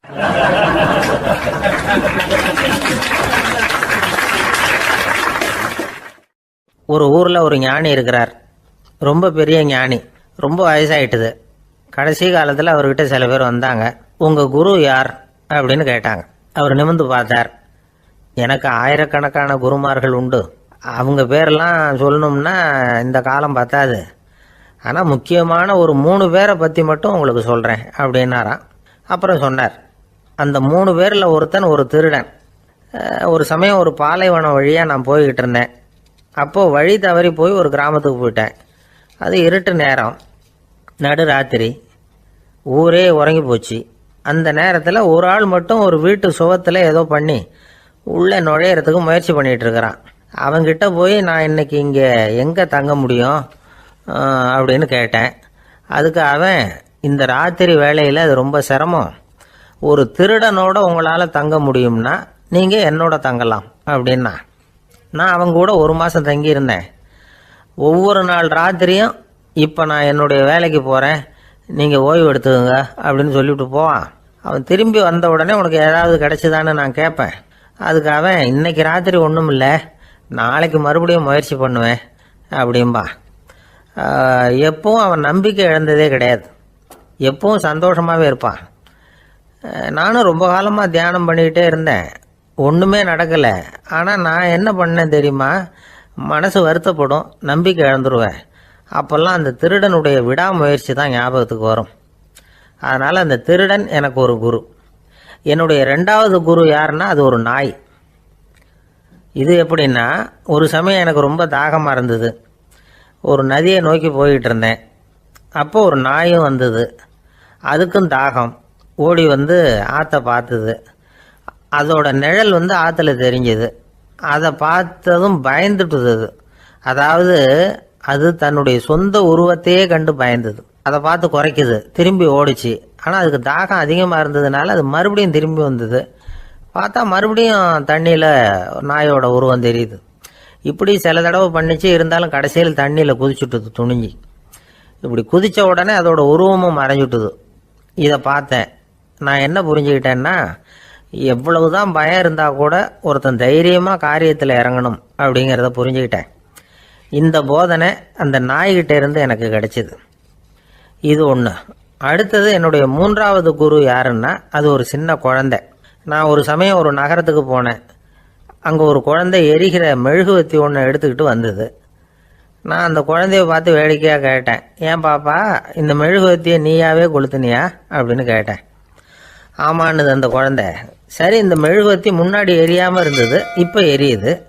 இந்த மெழுகுவத்திக்கு வெளிச்சம் எங்கேருந்து வந்தது, அதை எனக்கு காட்ட முடியுமா அப்படின்னு கேட்டேன் அந்த குழந்தைகிட்ட. இதுக்கு அந்த குழந்தை சிரிச்சுக்கிட்டு அந்த மெழுகுவத்தியை ஊதி அணைச்சுட்டுது. அதுக்கப்புறம் என்னை பார்த்து கேட்டுது, இப்போ இந்த மெழுகுவத்தியின் வெளிச்சம் போனதை பார்த்தீங்க இல்லையா, அது எங்கே போச்சுன்னு எனக்கு சொல்லுங்க அப்படின்னுது. அந்த குழந்தை இப்படி கேட்டதும் என்கிட்ட இருந்த ஆணவம் அழிஞ்சுட்டுது. நான் படித்ததெல்லாம் அந்த வினாடியில் சுக்கு நூறாக போயிட்டுது. என்னுடைய முட்டாள்தனத்தை நான் உணர்ந்தேன் அப்படின்னு இவ்வளவும் அந்த ஞானி விவரமாக சொன்னாராம். அதனால் நாம் இன்னார்கிட்ட இருந்து தான் இதை கற்றுக்கணுங்கிறது இல்லை, யாருக்கிட்ட இருந்தும் எதையும் கற்றுக்கலாம். நம்மால் ஒருத்தன் ஒரு நாய் வளர்த்துக்கிட்டு இருந்தான். அந்த நாய்க்கு வால் கிடையாது. யாரோ ஏற்கனவே வெட்டி எடுத்துட்டாங்க. இந்த நாய் தான் சார் எனக்கு குரு, அதுகிட்டே இருந்து கூட நான் பாடம் கற்றுக்கிட்டு இருக்கிறேன் அப்படின்னா. அப்படி என்ன கற்றுக்கிட்டேன் அந்த வால் இல்லாத நாய்கிட்டே இருந்து அப்படின்னு கேட்டோம். நாம் யாருக்கிட்டையும் வாலாட்டக்கூடாது அப்படிங்கிற பாடத்தை அதுகிட்டே இருந்து தான் நான் கற்றுக்கிட்டேன் அப்படின்னா.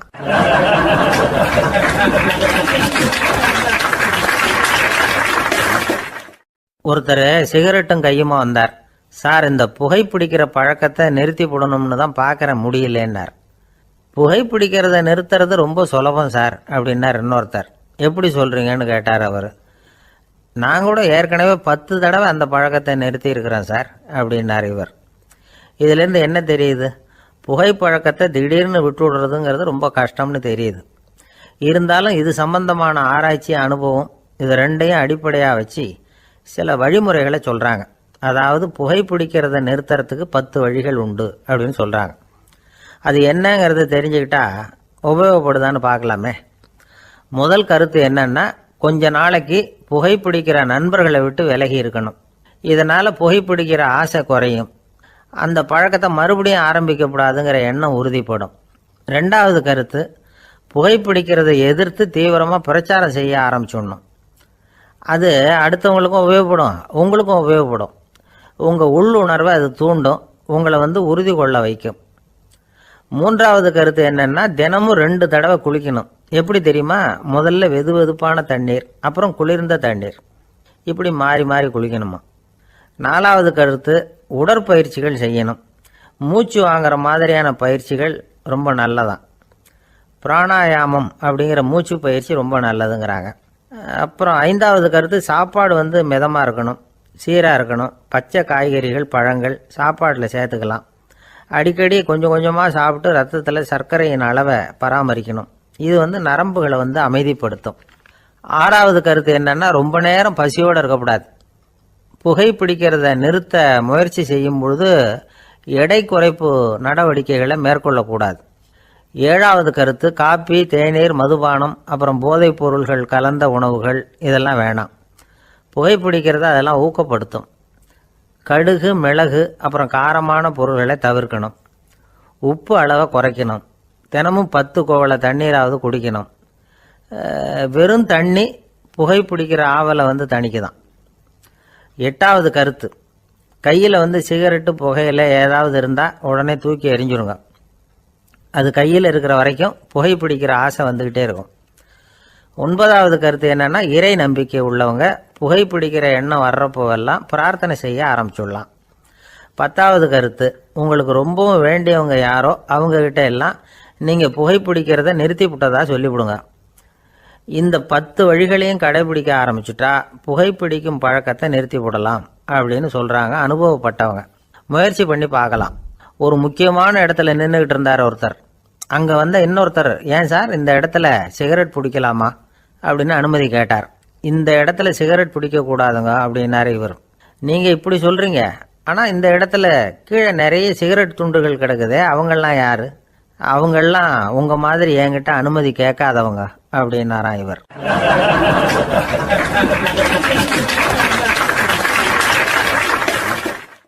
இந்த உலகத்தில் எவ்வளவோ உயிரினங்கள் இருக்குது. ஒவ்வொன்றும் ஒவ்வொரு விதமாக சண்டை போடுது. இப்போ 2 மாடு சண்டை போட்டுக்குதுன்னு வச்சுங்க, என்ன பண்ணும்? 2 முட்டிக்கும். அதுக்கு சண்டை போடுறதுக்கு ஆயுதமாக உபயோகப்படுறது அதோட கொம்பு. 2 சேவல் சண்டை போட்டுக்குதுன்னு வச்சுங்க, அதுக்கு ஆயுதமாக உபயோகப்படுறது அதோட கால் நகம். காலால் தான் அது ஒன்றோட ஒன்று சண்டை போட்டுக்கும். ஆனால் 2 மனுஷன் சண்டை போட்டுக்கிறான்னு வச்சுங்க, இவன் இன்னதை தான் ஆயுதமாக உபயோகப்படுத்துவான்னு குறிப்பிட்டு சொல்ல முடியாது. கல்லை எடுப்பான், கத்தி எடுப்பான், துப்பாக்கி எடுப்பான், என்ன வேணாலும் பண்ணுவான். வாயால் திட்டுவான், கையால் அடிப்பான், காலால் உதைப்பான், சகலகலாக வல்லவன். விலங்குகள்லாம் பொதுவாக வாயை சாப்பிட்றதுக்கு மட்டும்தான் உபயோகப்படுத்துது. ஆனால் இவனுக்கு சாப்பிட்றதுக்கும் அதுதான், சாப்பிட்டு விட்டு திட்டுறதுக்கும் அதுதான். ஆனால் ஒரு விஷயத்தில் மட்டும் கெட்டிக்கிறேன். அதாவது நாம் சண்டை போட்டுக்கிட்டாலும் பரவாயில்லை, கோழிகள் சண்டை போடாமல் இருக்கணும் அப்படின்னு ஆசைப்படுறான். எதுக்காக? கோழிகள் சண்டை போடாமல் இருந்தால் நிறைய முட்டைகள் போடுமா, அதுக்காக தான் இந்த அக்கறை. கோழி பண்ணை வச்சிருக்கிறவங்களுக்கு இது ஒரு பெரிய பிரச்சனை. அதாவது பண்ணையில் இருக்கிற கோழிகளுக்குள்ளே அடிக்கடி சண்டை வந்துடும். அதனால் முட்டை உற்பத்தி குறைஞ்சிரும். சரி, இதுக்கு என்ன பண்ணுறது?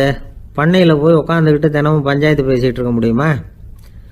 அமெரிக்காவில் கோழி பண்ணை வச்சுருக்கிற ஒருத்தர் இதை பற்றி யோசனை பண்ணி பார்த்தாராம். ஒரு வழியையும் கண்டுபிடிச்சிருக்கார். கோழிக்கெல்லாம் மூக்கு கண்ணாடி மாட்டி விட்டுட்டோம்னா அது சண்டை போடுற குணம் குறைஞ்சிரும், முட்டை அதிகமாகிடும். அந்த கண்ணாடியில் உள்ள லென்ஸு சிவப்பு நிறத்தில் இருக்கணும், அவ்வளவுதான் அப்படின்னு அவர் கண்டுபிடிச்சாராம். இது ஏற்கனவே நடைமுறையில் கண்டுபிடிக்கப்பட்ட ஒரு விஷயம். ஆனால் எல்லா கோழிக்கும் சிவப்பு மூக்கு கண்ணாடி எப்படி மாட்டி விடுறது? அப்படியே மாட்டி விட்டாலும் அது நழுவாமல் இருக்கணுமே. இப்போ நாமெல்லாம் நடு விரலால் மூக்கு கண்ணாடி நடுவில் தொட்டு அப்படி ஸ்டைலாக சரி பண்ணிக்கிறோம். அது மாதிரி கோழி எப்படி சரி பண்ணிக்கும்? இதுதான் பிரச்சனை. இதுக்கு அவர் என்ன வழி கண்டுபிடிச்சாருன்னா, கோழிக்கெல்லாம் மூக்கு கண்ணாடிக்கு பதிலாக விழியொட்டு வில்லைகள், கான்டாக்ட் லென்ஸ், அதை பொருத்தி விட்டா என்ன அப்படின்னு யோசனை பண்ணார். அதே மாதிரி பண்ணார். அதே மாதிரி செஞ்சு பார்த்தார், வெற்றி. அதுக்கப்புறம் கோழியெல்லாம் சண்டை போட்டுக்கலையாம், சமாதான பிரியர்கள் ஆகிட்டு தான். கோழிகளுக்கு இயல்பாகவே சண்டை போடுற குணம் உண்டு. ஆனால் அதோட கண்ணுக்கு பார்க்குற பொருள்லாம் ரோஜா நிறத்துலையோ அல்லது இன்னும் சொல்ல போனால் அழுத்தமான சிவப்பு நிறத்துலையோ தெரிஞ்சதுன்னா சண்டை போடுற குணம் குறைஞ்சிருதான். அந்த சமயத்தில் அது அதிகமாகவும் முட்டையிட ஆரம்பிச்சுடுதான். அதே நேரத்தில் இறை எடுக்கிறத கூட குறைச்சிக்குதான். இது ஏன் இப்படி பண்ணுதுங்கிறது விஞ்ஞானிகளுக்கு இன்னமும் புரியலையா. எப்படியோ அமெரிக்க கோழிகள்லாம் கான்டாக்ட் லென்ஸ் பொருத்திக்க ஆரம்பித்தாச்சு. கோழி கழுத்தை பிடிச்சிக்கிட்டு ஒரு சில வினாடிகளில் அதை பொருத்தி விட்றாங்களாம். கோழியோட ஆயுள் பூரா அது அப்படியே இருக்குமா. பண்ணையில் முட்டை உற்பத்தி குறைஞ்சா இது மாதிரி விஞ்ஞானபூர்வமாக பரிகாரம் தேடுறது தான் நல்லது. நமக்கு வேண்டியப்பட்ட ஒருத்தர், அவர் ஒரு கோழி பண்ணை வச்சுருந்தார். அந்த பண்ணையில் பாதி கோழி திடீர்னு செத்து போச்சு. உடனே ஒரு கால்நடை மருத்துவர்கிட்ட போக வேண்டியது தானே. அங்கே போகல. உள்ளூரில் மந்திரம் பண்ணிகிட்டு இருந்த ஒரு சாமியார்கிட்ட போனார். அவர் காலில் விழுந்தார். சாமி, என் பண்ணையில் பாதி கோழி செத்து போட்டுதுன்னார். சாமியார் யோசனை பண்ணார். சரி, பண்ணையில் வாசப்படி கிழக்கு பக்கமாக வச்சுருக்கியா மேற்கு பக்கமாக வச்சுருக்கியான்னு கேட்டார். கிழக்கு பக்கமாக இருக்குன்னார் அவர். அதுதான் தப்பு, மேற்கு பக்கமாக அதை மாற்று சரியாக போடும்னாராம். அதே போல் இவர் போய் மாற்றிவிட்டார். அப்பவும் பாதி செத்து போச்சு. மறுபடியும் சொன்னார், சாமி மறுபடியும் பாதி கோழி செத்து போட்டுதேன்னார். சரி, கூரை எப்படி போட்டிருக்க? ஓடு போட்டிருக்கியா இல்லை கீத்து போட்டிருக்கியான்னார். ஓடு போட்டிருக்கேன்னாராம் அவர். அதுதான் தப்பு, அதை கீத்து போட்டுரும் சரியாக போடும்னாராம். சரின்னு போய் அதையும் மாற்றி பார்த்தார். மறுபடியும் போயிட்டுது, கோழி செத்து போச்சு. வந்தார். மறுபடியும் பாதி செத்து போச்சு சாமின்னு வந்தார். இவரும் யோசனையை மாற்றி மாற்றி சொல்லிகிட்டே இருக்கிறார். இப்படி அவரும் மாற்றி மாற்றி பார்த்தார். 6வது தடவையாக அவரை தேடிட்டு வந்தார். அந்த சமயத்தில் இவர் ரொம்ப தீவிரமாக யோசனை பண்ணி பார்த்துட்டு, அது சரிப்பா, நீயும் என்கிட்ட சளைக்காமல் வந்துக்கிட்டு இருக்கிற, நானும் யோசனை சொல்லிகிட்டு இருக்கேன். இப்போவும் உங்ககிட்ட சொல்கிறதுக்கு என்கிட்ட யோசனை நிறையா இருக்குது. ஆனால் சோதிக்கிறதுக்கு உங்ககிட்ட கோழி இல்லையே, என்ன பண்ணுறது அப்படின்னாராம் இவர்.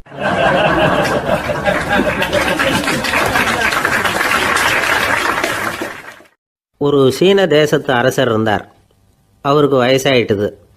அவருக்கு அடுத்தபடியாக அவருடைய புள்ள பட்டத்துக்கு வரணும், ஆட்சி பொறுப்பை ஏற்றுக்கணும். ஒரு நல்ல தலைவனுக்கு இருக்க வேண்டிய பண்புகள்லாம் தன்னுடைய மகனுக்கு இருக்கணும்னு விரும்பினார் அந்த அரசர். அதனால் இளவரசனை பக்கத்தில் இருந்த ஒரு குரு கிட்ட அனுப்புனார். இளவரசன் அவர்கிட்ட போய் சேர்ந்தான். அந்த குரு என்ன பண்ணார் தெரியுமா? இவனை பார்த்து சொன்னார், இதை பாருப்பா, நீ என்ன பண்ணுற, இப்போவே பக்கத்தில் இருக்கிற காட்டுக்கு போ, நடு காட்டில் போய் ஒரு இடத்துல உட்காந்துக்கோ. அங்கே என்னென்ன சத்தம்லாம் உன் காதில் விழுதுன்னு கவனித்து கேளு. உன் காதில் விழுந்த ஓசைகள் என்னென்னங்கிறத என்கிட்ட சொல்லு, அதுதான் எனக்கு தெரியணும், உனக்கு வேலையும் அதுதான் அப்படின்னு சொல்லி அனுப்பி வச்சுட்டார். இளவரசன் காட்டுக்கு போனான். குரு சொன்னபடியே ஒரு இடத்துல உட்காந்து கவனித்து கேட்டான். அதுக்கப்புறம் குருக்கிட்ட திரும்பி வந்தான். என்னென்ன சத்தம்லாம் கேட்ட அப்படின்னு கேட்டார் குரு. குருவே, காட்டில் நான் பறவைகள் சத்தம்லாம் கேட்டேன், மிருகங்களின் ஓசையையும் கேட்டேன், இதை தவிர இடி மின்னல் மழை இதுகளோட சத்தத்தையும் கேட்டேன் அப்படின்னா. குரு யோசனை பண்ணார், நீ இன்னமும் சரியாக கேட்கல, அதனால் மறுபடியும் காட்டுக்கு போ, கொஞ்ச நாள் தங்கியிருந்து கேட்டுட்டு வா அப்படின்னார். இளவரசனுக்கு ஒன்றும் புரியல. இருந்தாலும் குருவின் கட்டளை ஆச்சே, மறுக்க முடியுமா? உடனே அவன் மறுபடியும் காட்டுக்கு போனான். ஒரு இடத்துல உட்காந்தான். கொஞ்ச நேரம் உன்னிப்பாக கவனித்து கேட்டான். சில நாள் கழித்து குருக்கிட்ட திரும்பி வந்தான். குருவே, இந்த தடவை சில துல்லியமான சத்தங்களை எல்லாம் கேட்டான். தேனி பறக்கிற சத்தம், நீரோடையின் மெல்லிய ஓசை, இதெல்லாம் கேட்டேன்னா. குரு சிரித்தார். நீ மறுபடியும் காட்டுக்கு போ, இன்னும் சில நாள் அங்கே இரு, முழுமையாக கவனமாக கேட்டுக்கிட்டு வா அப்படின்னு சொல்லி அனுப்பி வச்சுட்டார். இளவரசனுக்கு குழப்பம் அதிகமாயிட்டுது. ஒன்றுமே புரியல. மறுபடியும் காட்டுக்கு போனான். மௌனமாக ஒரு இடத்துல உட்காந்துட்டான். அப்படியே தியானத்தில் ஆழ்ந்துட்டான். சில நாளில் அவனுக்கு இதுவரை கேட்காத ஓசைகள்லாம் கேட்க ஆரம்பிச்சிட்டுது. இதைத்தான் நான் கேட்கணும்னு என்னுடைய குரு எதிர்பார்த்துருக்கிறாருங்கிறத புரிஞ்சுக்கிட்டான். உடனே குரு கிட்ட ஓடனான். குருவே, இந்த தடவை காதுகளுக்கு கேட்க முடியாத சில ஓசைகளை கூட என்னால் உணர முடிஞ்சுது. பூ மலருகிற ஓசை, சூரியனால் பூமி சூடாகிறப்போ எழுகிற ஓசை, காலை பனித்துளி இந்த புல்லுலாம் குடிக்கிற ஓசை, இது எல்லாம் என்னால் நல்லா கேட்க முடிஞ்சுது அப்படின்னா. குருவுக்கு இப்போ தான் திருப்தி ஏற்பட்டு தான் இளவரசனை பார்த்து சொன்னார், இதை பாருப்பா, இப்போ தான் நாட்டை ஆளுகிற தகுதி உனக்கு வந்திருக்குது அப்படின்னு சொல்லி அதுக்கு விளக்கமும் கொடுத்தாராம். எந்த அரசன் தன்னுடைய மக்களின் இதயம் பேசுகிற மௌன மொழியை, மௌன வார்த்தைகளை கேட்குறானோ அவன்தான் ஆள தகுதி உள்ளவன். எந்த அரசன் தன்னுடைய மக்களின் உணர்ச்சிகளை உண்மையாக உணர்றானோ அவன்தான் முதன்மையான அரசன். போலி வார்த்தைகளை மட்டும் கேட்டுட்டு பல மௌன ராகங்களை காதில் வாங்கிக்காதவன் அரசனே இல்லை. எந்த நாட்டில் எப்போ ஒரு அரசன் தன்னுடைய மக்களின் உணர்ச்சிகளை கேட்க மறுக்கிறானோ அன்னையிலேருந்தே அந்த நாடு அழிய தொடங்குது அப்படின்னு அர்த்தம். இதுதான் அந்த குரு இளவரசனுக்கு போதிச்சது. வாயால் பேசுறத மட்டும் கேட்டு ஏமாறக்கூடாது, உணர்ச்சிகளையும் கேட்கறதுல தான் மனப்பக்குவம் உண்டாகும். மக்கள் உணர்ச்சிகளை புரிந்து கொள்ளாத அரசர்கள் நீடிச்சிருக்க முடியாது. அது மாதிரி நாடுகளில் அடிக்கடி குழப்பம் வந்தால் உண்டாகும். அப்படி இருந்தால் அடிக்கடி ஆட்சி மாறிக்கிட்டு இருக்கும்.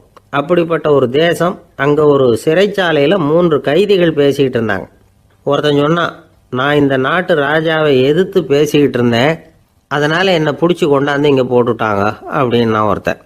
இன்னொருத்தன் சொன்னான், நான் இந்த நாட்டு ராஜாவை ஆதரித்து பேசிக்கிட்டு இருந்தேன், அதனால் என்னை பிடிச்சி கொண்டாந்து இங்கே தள்ளிவிட்டாங்க அப்படின்னா. அது சரி, நீ என்ன தப்பு பண்ண அப்படின்னு சொல்லி 3வது ஆளை பார்த்து இவங்க கேட்டாங்க. அதுக்கு அந்த ஆள் சொல்கிறான், நான் தான் இந்த நாட்டு ராஜா அப்படின்னா.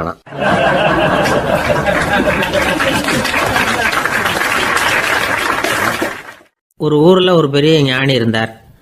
அவர் படுக்கையில் இருந்தார். இன்னும் கொஞ்ச நேரம்தான் அவர் இந்த உலகத்தில் இருக்க போகிறார். அவரை சுற்றி ஏகப்பட்ட கூட்டம். ஏற்கனவே அவருடைய உபதேசங்களை கேட்டவங்க பல பேர் அவரை சுற்றி நிற்கிறாங்க. அந்த ஞானி மெதுவாக கண்ணை திறந்து பார்க்குறார். எல்லாரும் அவருடைய கடைசி வார்த்தையை கேட்கறதுக்காக அவளோட காத்துக்கிட்டு இருக்கிறாங்க. அந்த ஞானி மெதுவாக பேச ஆரம்பித்தார். நான் என்னுடைய வாழ்நாள் பூராவும் உங்களுக்கு நிறைய போதனைகள் சொல்லிக்கிட்டு இருக்கிறேன். பேரானந்தம், மகிழ்ச்சி, தியானத்தன்மை, இதை பற்றியெல்லாம் சொல்லியிருக்கிறேன். இப்போ நான் வேற ஒரு கரைக்கு போய்கிட்டு இருக்கிறேன். நான் இனிமேல் இந்த கரையில் இருக்க மாட்டேன். நீங்கள் நான் சொன்னதையெல்லாம் கேட்டீங்க, ஆனால் எதையும் நீங்கள் நடைமுறைப்படுத்தி பார்க்கல. எல்லாம் கேட்டதோடு சரி, அதோடு விட்டுவிட்டீங்க. அப்புறம் அதை தள்ளி போட்டுக்கிட்டே வந்துட்டீங்க. மேலும் அதை தள்ளி போடுறதுல எந்த பிரயோஜனமும் கிடையாது. இப்போ நான் போய்கிட்டு இருக்கிறேன், உங்களில் யாராவது என்னோட வர்றதுக்கு தயாரா அப்படின்னு கேட்டார். அவ்வளவுதான், யாரும் வாயை திறக்கல. ஒரே மௌனம், சத்தமே இல்லை. ஒருத்தர் பார்த்துக்கிட்டே நிற்கிறாங்க. அந்த கூட்டத்தில் ஒரு ஆள் அந்த ஞானி கூடவே 40 வருஷத்துக்கு மேலே இருந்திருக்கிறான். அவனும் வாயை திறக்காமல் இன்னொருத்தன் முகத்தை பார்த்துக்கிட்டே நிற்கிறான். இந்த சமயத்தில் பின்னாடி நின்றுக்கிட்டு இருந்த ஒருத்தன் கையை தூக்கினான். ஞானி அவனை பார்த்தார். சரி, ஒருத்தனுக்காவது நம்மோட வர்றதுக்கு தைரியம் இருக்குது அப்படின்னு நினச்சார். ஆனால் அந்த ஆள் என்ன சொன்னான் தெரியுமா? ஐயா, நீங்கள் கேட்குறப்போ நான் உடனே எழுந்திருக்கல, கையை மட்டும்தான் தூக்கினேன். என்ன காரணம்னா, நான் எப்படி அடுத்த கரைக்கு சேர்றதுங்கிறது தெரிஞ்சுக்கிறதுக்காக தான். அந்த விவரத்தை மட்டும் இப்போ உங்ககிட்ட இருந்து நான் தெரிஞ்சுக்க ஆசைப்படுறேன். ஏன்னா இப்போ நான் உங்கள் கூட வர்றதுக்கு தயாராக இல்லை. எவ்வளவோ காரியங்களை நான் இன்னும் இங்கே முடிக்க வேண்டியிருக்குது. வீட்டுக்கு ஒரு விருந்தினர் வந்திருக்கிறார். என்னுடைய இளைய மகனுக்கு கல்யாணம் பண்ணி வைக்கணும். அதனால் இன்றைக்கி உங்கள் கூட வர முடியாது. அது மட்டும் இல்லை, இப்போ உங்கள் கூட அடுத்த கரைக்கு வந்தால் திரும்பி வர முடியாதுன்னு வேறு சொல்கிறீங்க. அதனால் இப்போ நான் வரல. இன்னொரு நாள் நிச்சயமாக நான் வர்றேங்க, உங்களை சந்திக்கிறேன். அதனால் இப்போ நீங்கள் இன்னொரு தடவை எங்களுக்கு விளக்கமாக சொல்லணும். ஏற்கனவே பல தடவை சொல்லியிருக்கிறீங்க. தயவு பண்ணி இப்போ ஒரு தடவை சொன்னீங்கன்னா சௌகரியமாக இருக்கும். அந்த அடுத்த கரையை அடையிறது எப்படி, இப்போ ஒரு தடவை அதை விளக்கமாக சொல்லிட்டீங்கன்னா நல்லா ஞாபகப்படுத்திக்குவேன். அது சரியான சமயம் வர்றப்போ இது எனக்கு உதவியாக இருக்கும் அப்படின்னு நானா. ஆனால் உண்மை என்ன தெரியுமா? அந்த சரியான சமயம் வரவே இல்லை அப்படிங்கிறது தான் உண்மை. இப்படி அந்த கதை முடியும். இந்த கதை அந்த ஒரு ஆளுக்கு மட்டும் இல்லை, கிட்டத்தட்ட எல்லாருக்குமே அது பொருந்தும் அப்படிங்கிறாங்க விவரம் தெரிஞ்சவங்க. எல்லாருமே அந்த சரியான தருணத்துக்காக தான் காத்துக்கிட்டு இருக்கிறாங்களாம். அதுக்காக ஜோசியம் பார்க்குறாங்க, கைரேகை பார்க்குறாங்க, நாளைக்கு என்ன நடக்குங்கிற ஆவலில் எல்லாரும் காத்துக்கிட்டு இருக்கிறாங்க. ஆனால் அந்த ஒரு நாள் ஒருபோதும் வரப்போகிறதில்ல. நீங்கள் தள்ளி போடுறதுக்காக பல அர்த்தமில்லாத காரணங்களை தேடுறீங்க அப்படிங்கிறார் ஒரு ஞானி. காத்திருக்கிறதுலேயே நம்ம காலம் ஓடி போயிடுது. ஏன்னா இன்னைக்கு நாம் சிந்திக்கிறது நாளைக்கு நாம் சிந்திக்கிறது இல்லை. ஒவ்வொரு நாளும் ஒவ்வொரு மாதிரி போயிடுது. நாளைக்கு மறுநாளை பற்றியே சிந்திக்கிறோம். இப்படியே அது பாட்டுக்கு போயிடும். கரையை தொட்டு பார்க்குறது எப்போ? இதுதான் கேள்வி. நமக்கு வேண்டியப்பட்ட ஒருத்தர் ஒரு ரயில்வே பிளாட்ஃபாரத்தில் நின்றுட்டு இருக்கிறார். அங்கே இருக்கிறவங்க கிட்ட கேட்குறாராம், விசாரிக்கிறார். ஏங்க கிழக்க போகிற ரயில் போயிட்டுதுங்களான்னாராம். போயிட்டுதுன்னு இருக்கிறாங்க. கொஞ்ச நேரம் கழிச்சு ஏங்க மேற்க போகிற ரயில் போயிட்டுதுங்களான்னு கேட்டிருக்காரு. போயிட்டுதுங்களான் இருக்காங்க. அப்புறம் கொஞ்ச நேரம் கழிச்சு மறுபடியும் ஏங்க 10:30 மணி வண்டி போயிட்டுதான்னு கேட்டிருக்காரு. தொடர்ந்து காலையிலேருந்து சாயந்தரம் வரைக்கும் இப்படி ஒரே இடத்துல நின்றுட்டு கேட்டுக்கிட்டே இருக்கிறார். இதை பார்த்துக்கிட்டு இருந்த ஒருத்தர் அவர்கிட்ட வந்து, ஏங்க நீங்கள் எங்கே போகணும் அப்படின்னு கேட்டாராம். இவர் மெதுவாக சொன்னாராம், இந்த ரயில்வே லைனை தாண்டி அந்த பக்கம் போகணும் அப்படின்னாராம்.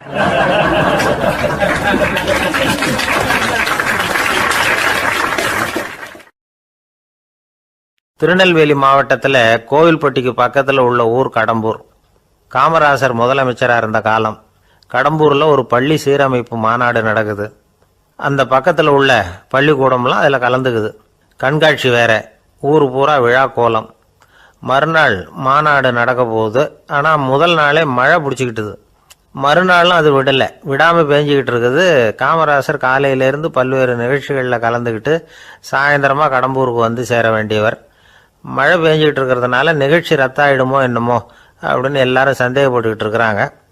அவர் கோவில்பட்டி பயணிகள் விடுதியில் இருக்கிறார். கடம்பூர்லேருந்து சில பேர் போய் அவரை சந்திக்கிறாங்க. மழை பெஞ்சிக்கிட்டு இருக்குதே, என்ன செய்யலாம் அப்படின்னு கேட்குறாங்க. மழை பெஞ்சால் நல்லது தானே, அதுக்காக மாநாட்டை எதுக்காக ரத்து செய்யணும்? ஆசிரியர்கள் எவ்வளவு கஷ்டப்பட்டு ஏற்பாடு பண்ண மாநாடு, கட்டாயம் வந்துடுறேன் அப்படின்னாராம் காமராசர். உடனே புறப்பட்டார். மழையை பொருட்படுத்தாத மக்கள் கூட்டம். அது கலையாமல் காத்துக்கிட்டு இருக்கிறாங்க அவ்வளோ பேரும்.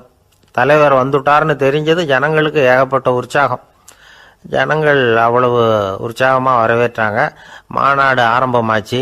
மலர் மாலைகள் மலை மாதிரி குவிய ஆரம்பிச்சுட்டுது.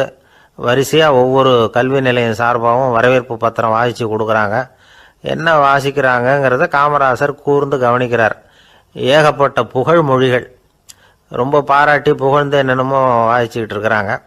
கொடை வள்ளலே, குணக்குன்றே, மலையே, கடலே, இப்படி தமிழ் மொழியில் பாராட்டுறதுக்கு எத்தனை வார்த்தைகள் உண்டோ அத்தனையும் அதில் சேர்த்துருக்குறாங்க. காமராசர் பொறுமை இழந்துட்டார். போதும் போதும், உங்கள் எல்லாரையும் பார்த்து 2 வார்த்தை பேசிவிட்டு போகிறதுக்காக தான் நான் வந்திருக்கிறேன்.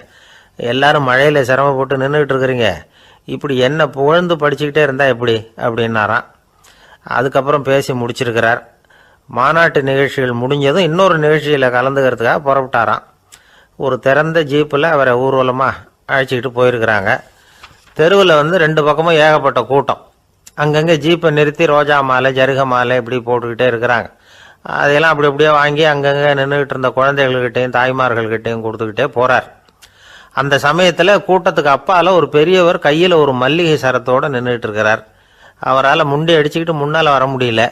காமராசர் இதை கவனிக்கிறார். அவ்வளவுதான், உடனே நிறுத்தப்பா வண்டியை அப்படிங்கிறார். ஜீப்பு நிற்கிது.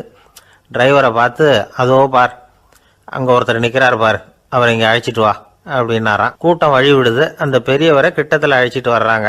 காமராசர் அவரை பார்த்து, வாங்க வாங்க, நல்லா இருக்கீங்களா அப்படின்னு சத்தம் போட்டு உற்சாகமாக விசாரிக்கிறாராம். பெரியவர் கண்களில் கண்ணீர், பேச்சு வரல. மல்லிகை சரத்தை அவருக்கு போடுறார்.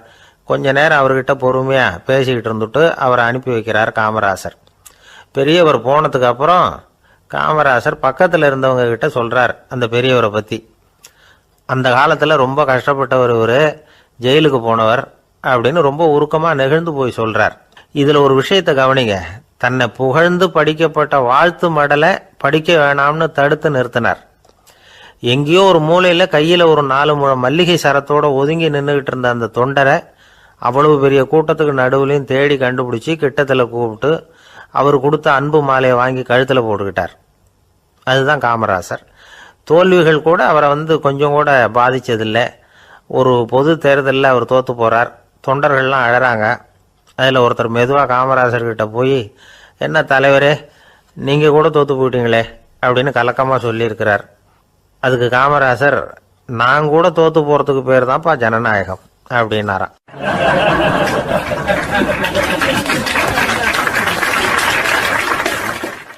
ஆஃபீஸில் வேலை பார்க்குற ஒருத்தர் வந்தார். பேசாமல் ஒரு 10 நாள் லீவு போட்டுடலாமா பார்க்குறேன் அப்படின்னார். ஏன்னு கேட்டோம். என்னுடைய மேலதிகாரி ஒரு முசுடு சார், அவர்கிட்ட வேலை பார்க்குறது ரொம்ப கஷ்டமாக இருக்குது அப்படின்னார். ஆஃபீஸில் வேலை பார்க்குறவங்கெல்லாம் ஒரு விஷயத்தை நல்லா ஞாபகத்தில் வச்சுக்கணும். மேலதிகாரிங்கிறவர் ஒரு பெரிய மகான் இல்லை, அவரும் ஒரு மானிட பிறவிதான். சராசரி மனுஷனுக்குள்ள பலம் பலவீனம் ரெண்டும் அவருக்கும் உண்டு. அதனால் அவரை கொஞ்சம் அனுசரித்து போகிறதுக்கு பழகிறது தான் நல்லது. மேலதிகாரிகளில் பல வகை உண்டு. அதில் முக்கியமாக 3 வகை. அதில் ஒரு வகை எப்படி தெரியுமா? உங்களை ஒரு வேலை செய்கிற மெஷினாக மட்டுமே நினைக்கக்கூடிய வகை. இவங்கள்லாம் எப்படின்னா, எங்கேயாவது வெளியூர் போயிருந்தா கூட அங்கேருந்து ஃபோன் பண்ணுவாங்க, அந்த வேலை என்னாச்சு, இந்த வேலை என்னாச்சு அப்படின்னு. இவங்களுக்கெல்லாம் உங்கள் நலனை பற்றியோ உங்கள் குடும்பத்தை பற்றியோ அக்கறை இருக்காது. நீங்கள் சொல்கிற யோசனை எதுவும் இவங்ககிட்ட எடுபடாது. கொடுத்த வேலையை பாரு, நீ எனக்கு புத்தி சொல்ல வேணாம் அப்படிம்பாங்க. இவங்களை அனுசரித்து போகிறதுக்கு ஒரே வழி, இவங்க எதை சொன்னாலும் சரின்னு சொல்லிவிட்டு வேலையை கவனிக்க வேண்டியது தான். இவங்ககிட்ட வேற எந்த கேள்வியும் கேட்டுக்கிட்டு இருக்கக்கூடாது. ஆமாம் சாமி போடுறது கௌரவ குறைச்சல் இல்லை, அது ஒரு அலுவலக சௌகரியம், அவ்வளவுதான். இன்னொரு வகையான மேலதிகாரிகள் எப்படி தெரியுமா? இவங்கெல்லாம் ஆஃபீஸ் வேலையை பற்றி அதிகமாக கவலைப்பட்டுக்கிட்டு இருக்க மாட்டாங்க. தங்களுடைய சொந்த இமேஜ் பாதிக்கப்படக்கூடாதுங்கிறதுலையே கவனமாக இருப்பாங்க. இவங்கெல்லாம் அடிக்கடி உங்கள் நலனை விசாரிப்பாங்க. அதே மாதிரி நீங்களும் அவரை விசாரிக்கணும்னு எதிர்பார்ப்பாங்க. இந்த ரக அதிகாரிகளுக்கெல்லாம் புது வருட வாழ்த்து அனுப்பலாம், பிறந்தநாள் வாழ்த்து அனுப்பலாம். அவருக்கு எங்கேயாவது ஒரு பாராட்டு விழா நடந்தால் முதல் வரிசையில் போய் உட்காந்து உங்கள் முகத்தை காட்டலாம். ஆஃபீஸ் வேலையை மட்டுமே பார்க்குற பணியாளர்கள் இது மாதிரி அதிகாரிகள்கிட்ட நல்ல பேர் வாங்க முடியாது. இன்னொரு வகையான மேலதிகாரிகள் உண்டு. அவங்க எப்படின்னா, ஆஃபீஸ் வேலையை பற்றியும் கவலைப்பட மாட்டாங்க, தனக்கு கீழே வேலை பார்க்குறவங்கள பற்றியும் கவலைப்பட மாட்டாங்க. எக்காரணம் கொண்டும் தன்னுடைய பொசிஷனுக்கு ஆபத்து வந்துடக்கூடாதுன்னே நினைக்கக்கூடியவங்க இவங்க. இவங்களால் கடுமையான வேலை செய்யவும் முடியாது, தீர்மானிக்கவும் முடியாது. எந்த முடிவையும் எடுக்காமல் அப்படியே தள்ளி போட்டுக்கிட்டே போடுவாங்க எல்லாத்தையும். இதனால் என்ன ஆகும்னா, இவருக்கு கீழே வேலை பார்க்குற உங்களுக்கு பொறுப்பு அதிகமாகிடும். இவங்ககிட்ட போய் பிரச்சனையை மட்டும் சொல்லி பிரயோஜனம் இல்லை, அதுக்கான முடிவுகளை நீங்களே சொல்லணும். அப்போ தான் இது மாதிரி அதிகாரிகள்கிட்ட நல்ல பேர் வாங்கலாம். அட்லீஸ்ட் கெட்ட பேர் வாங்காமலாவது காலம் தள்ளலாம்.